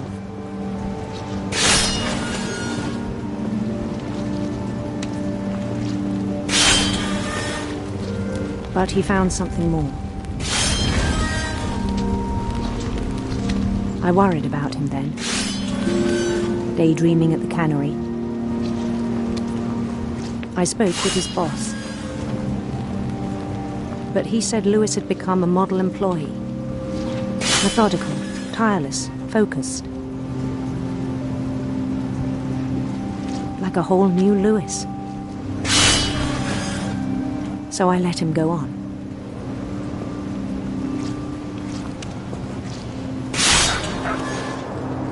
I even encouraged him. It seemed very promising at first. He told me he'd made a new friend.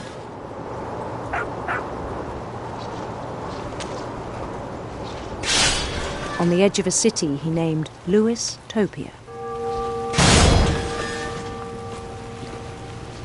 He built the city up slowly, brick by brick.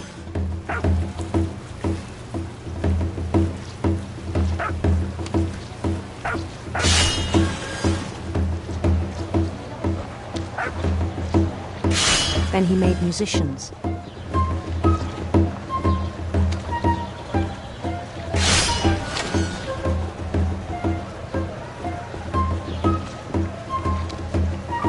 And songs for them to play.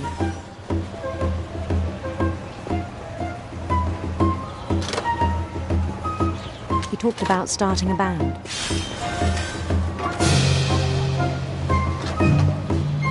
And he was always humming something.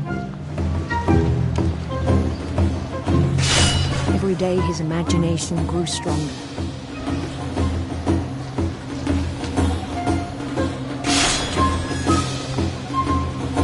He no longer spoke at the cannery. But his chopping was as reliable as ever. Then one day it struck him that all the cheering crowds, even the stones under his feet, were all in his imagination, so he could do whatever he wished.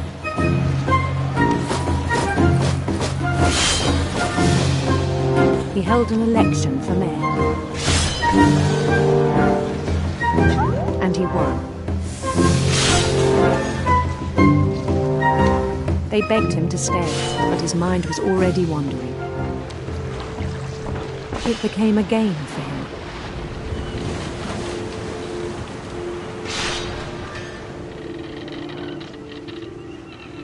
He'd conquer a city, then immediately push on.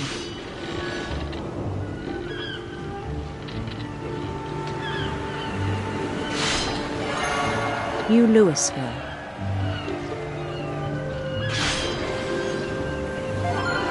St. Louis. He started drifting away from our reality.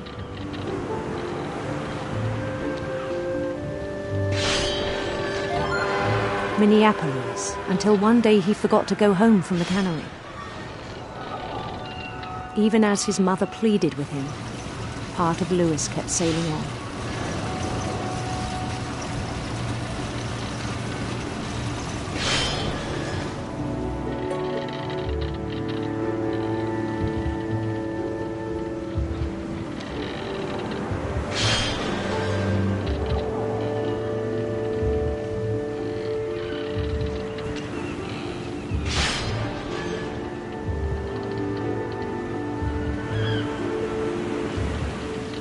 In Louisburg, he heard rumors of a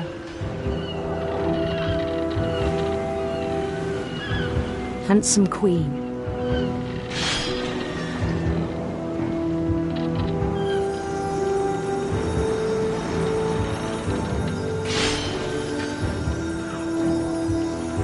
The queen was on her own quest for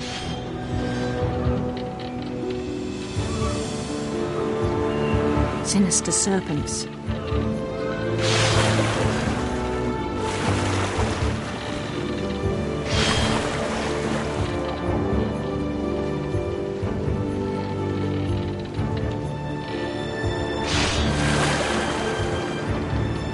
He followed the sound of her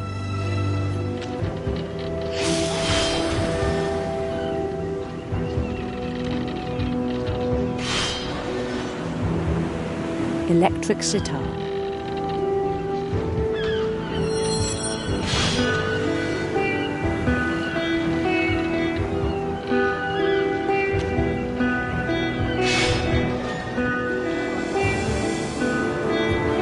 His chase led him to a golden palace east of the sun and west of the moon. Even then, his logic remained sound.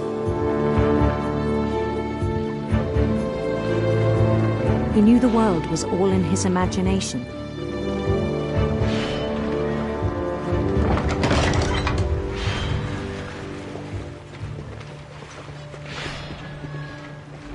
But he was so proud of having created it.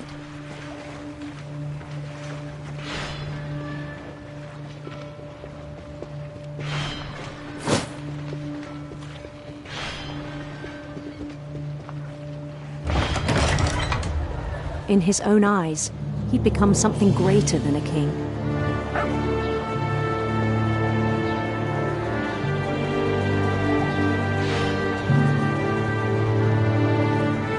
For someone who'd never known success in the real world, I think it was overwhelming.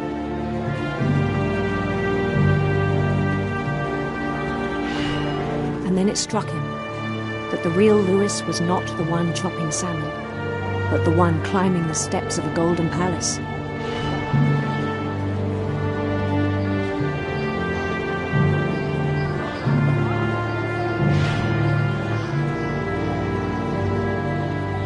My imagination is as real as my body, he told me. It was hard to argue with him.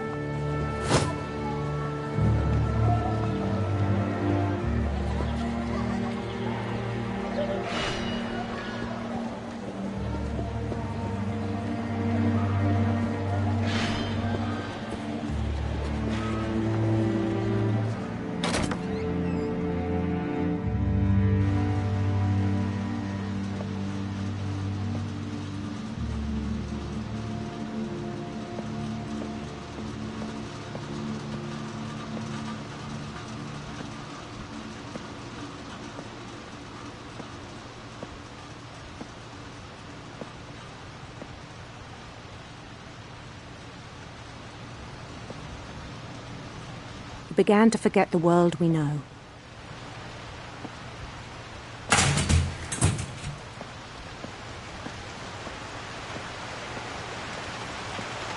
I think it pained him to remember Lewis, the cannery worker.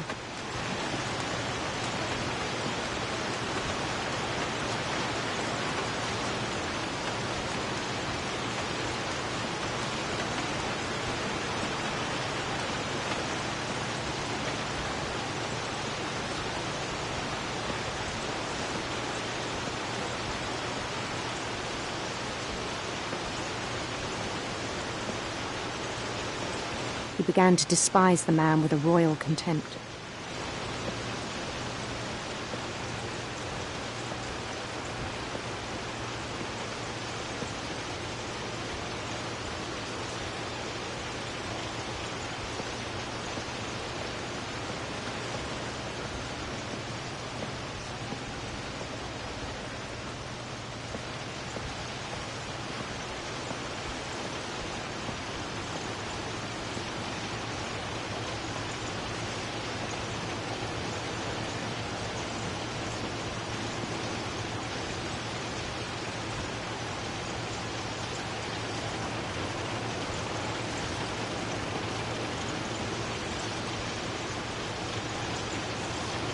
I still thought I could save him.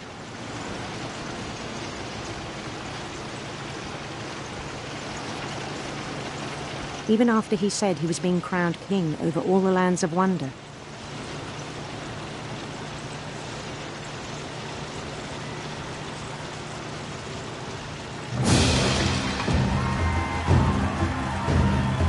The palace would be packed with his companions.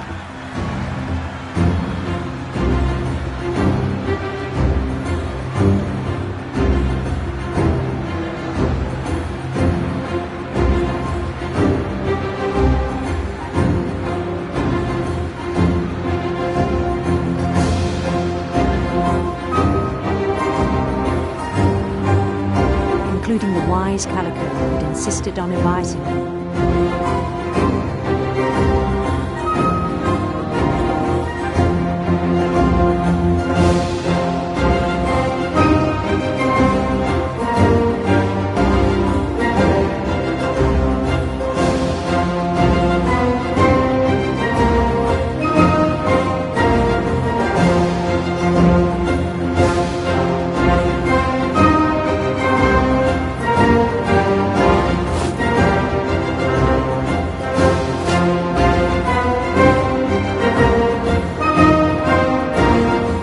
Queen waited, holding his crown.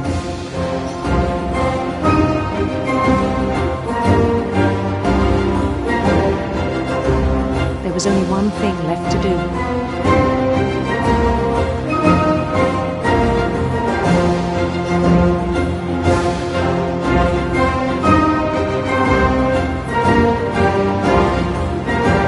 Bend down his head.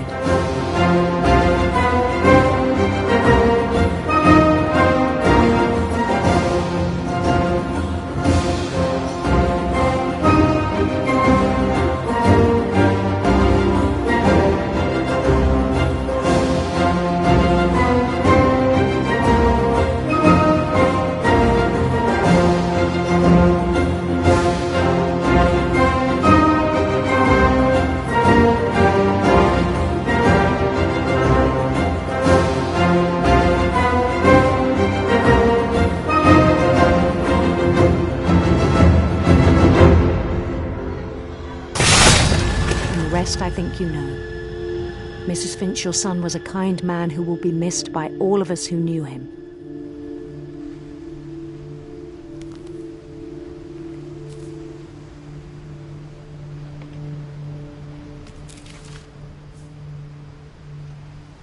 My brother was really cool.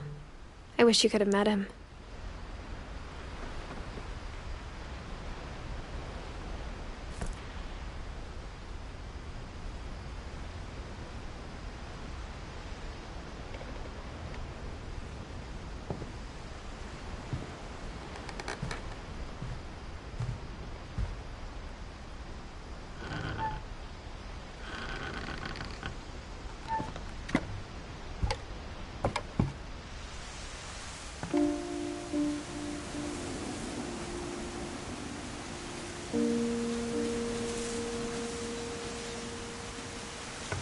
On the way back from Lewis's funeral, my mom told me to start packing.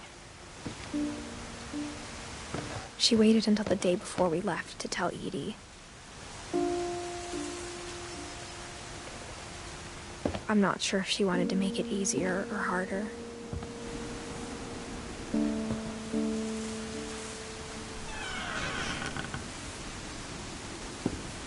I wish we'd stayed.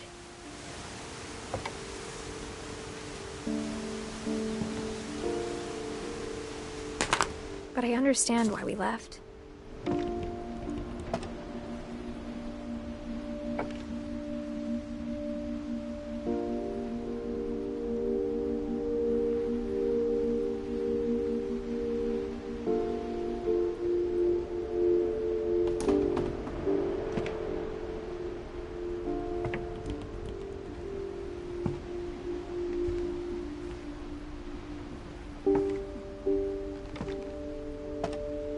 My mom ended up leaving everything behind.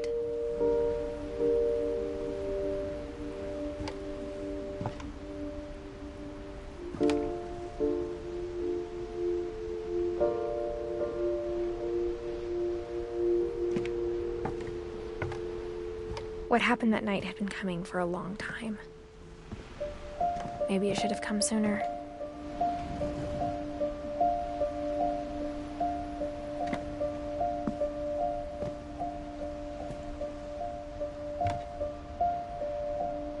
But it had to end one way or another. All that's left now is to tell you about that last night.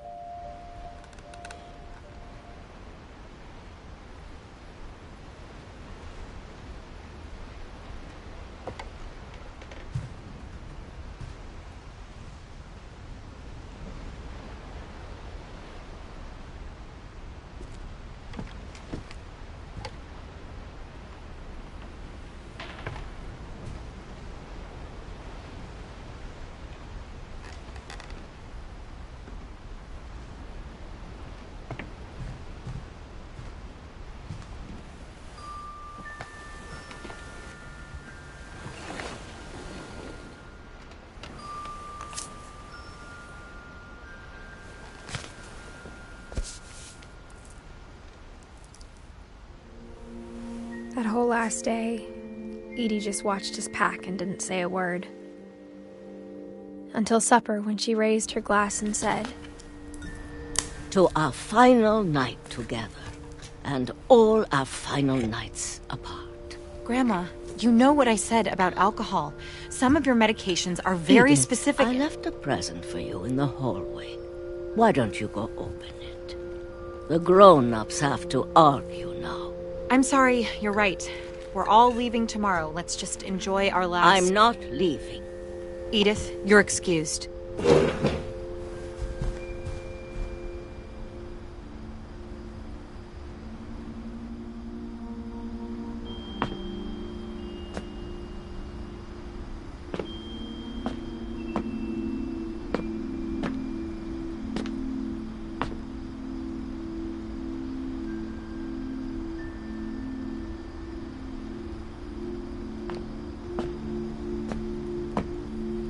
The power had been shut off that morning, but Edie always had plenty of candles.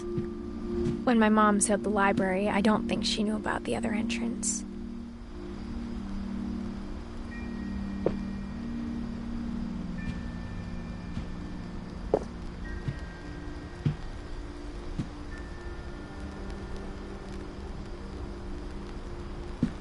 Or that Edie had a key to it.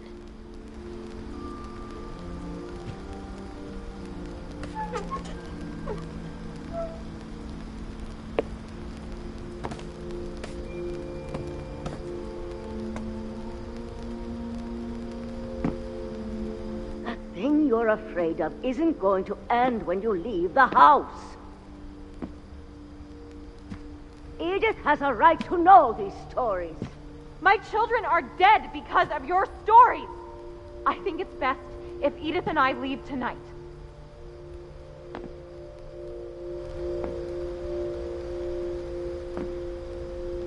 We'll have the nursing home send a van for you in the morning, okay?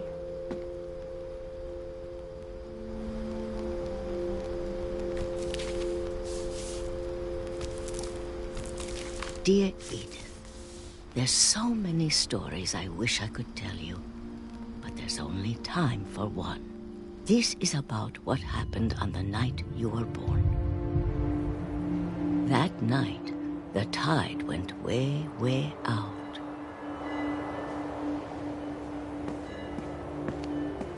It was the first and last time I ever saw the old house aground. There'd been an earthquake out in the middle of the ocean.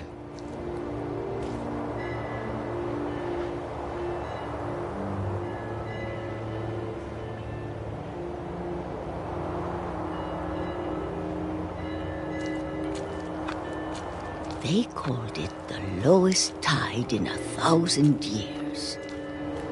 God, it smelled awful. You know, I've seen that house every day of my life.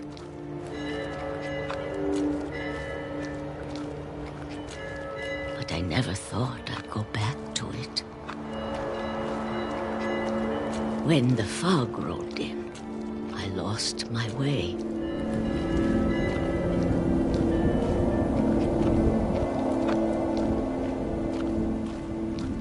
I got turned around.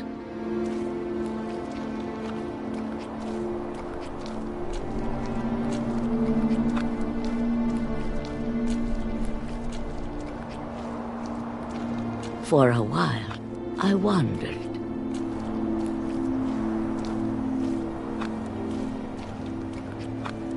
I started seeing things.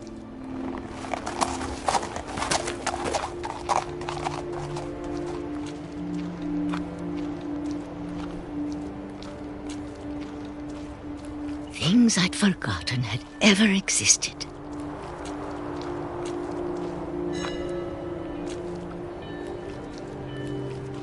But when I saw them, they felt like old friends. That night, a lot of things came back to me.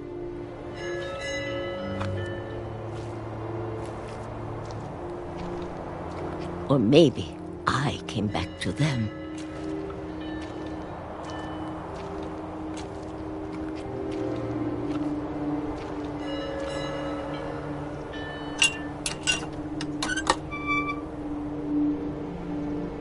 Things I can't explain, but that I need you to try and... Edith, what are you doing in here? It's mine. Edith! Mom, you're gonna rip it! Let go! I kicked and screamed, but Mom dragged me to the car. I never saw Great-Grandma Edie again. The next morning, the band came to pick her up, but she was already gone. After that, we moved around a lot.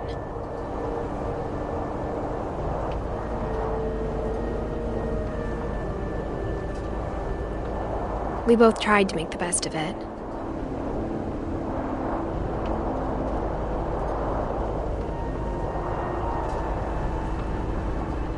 A few years went by.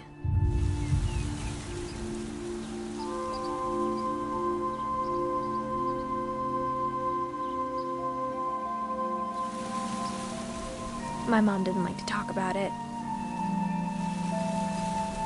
but she started getting sick a lot.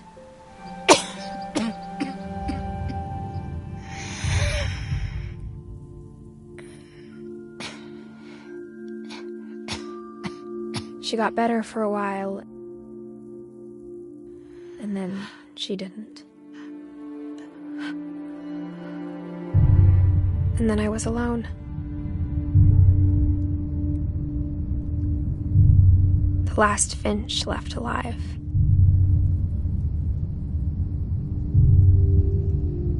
Until I found out about you. I'm still not sure what to tell you about all this. If we lived forever, maybe we'd have time to understand things. But as it is, I think the best we can do is try to open our eyes. And appreciate how strange and brief all of this is.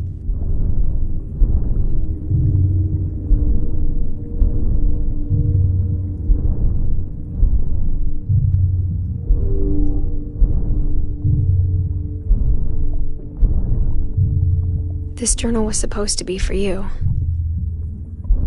But now I hope you'll never see it.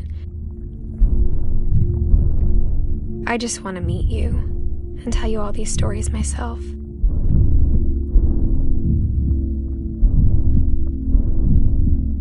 But I guess if you're reading this now, things didn't work out that way.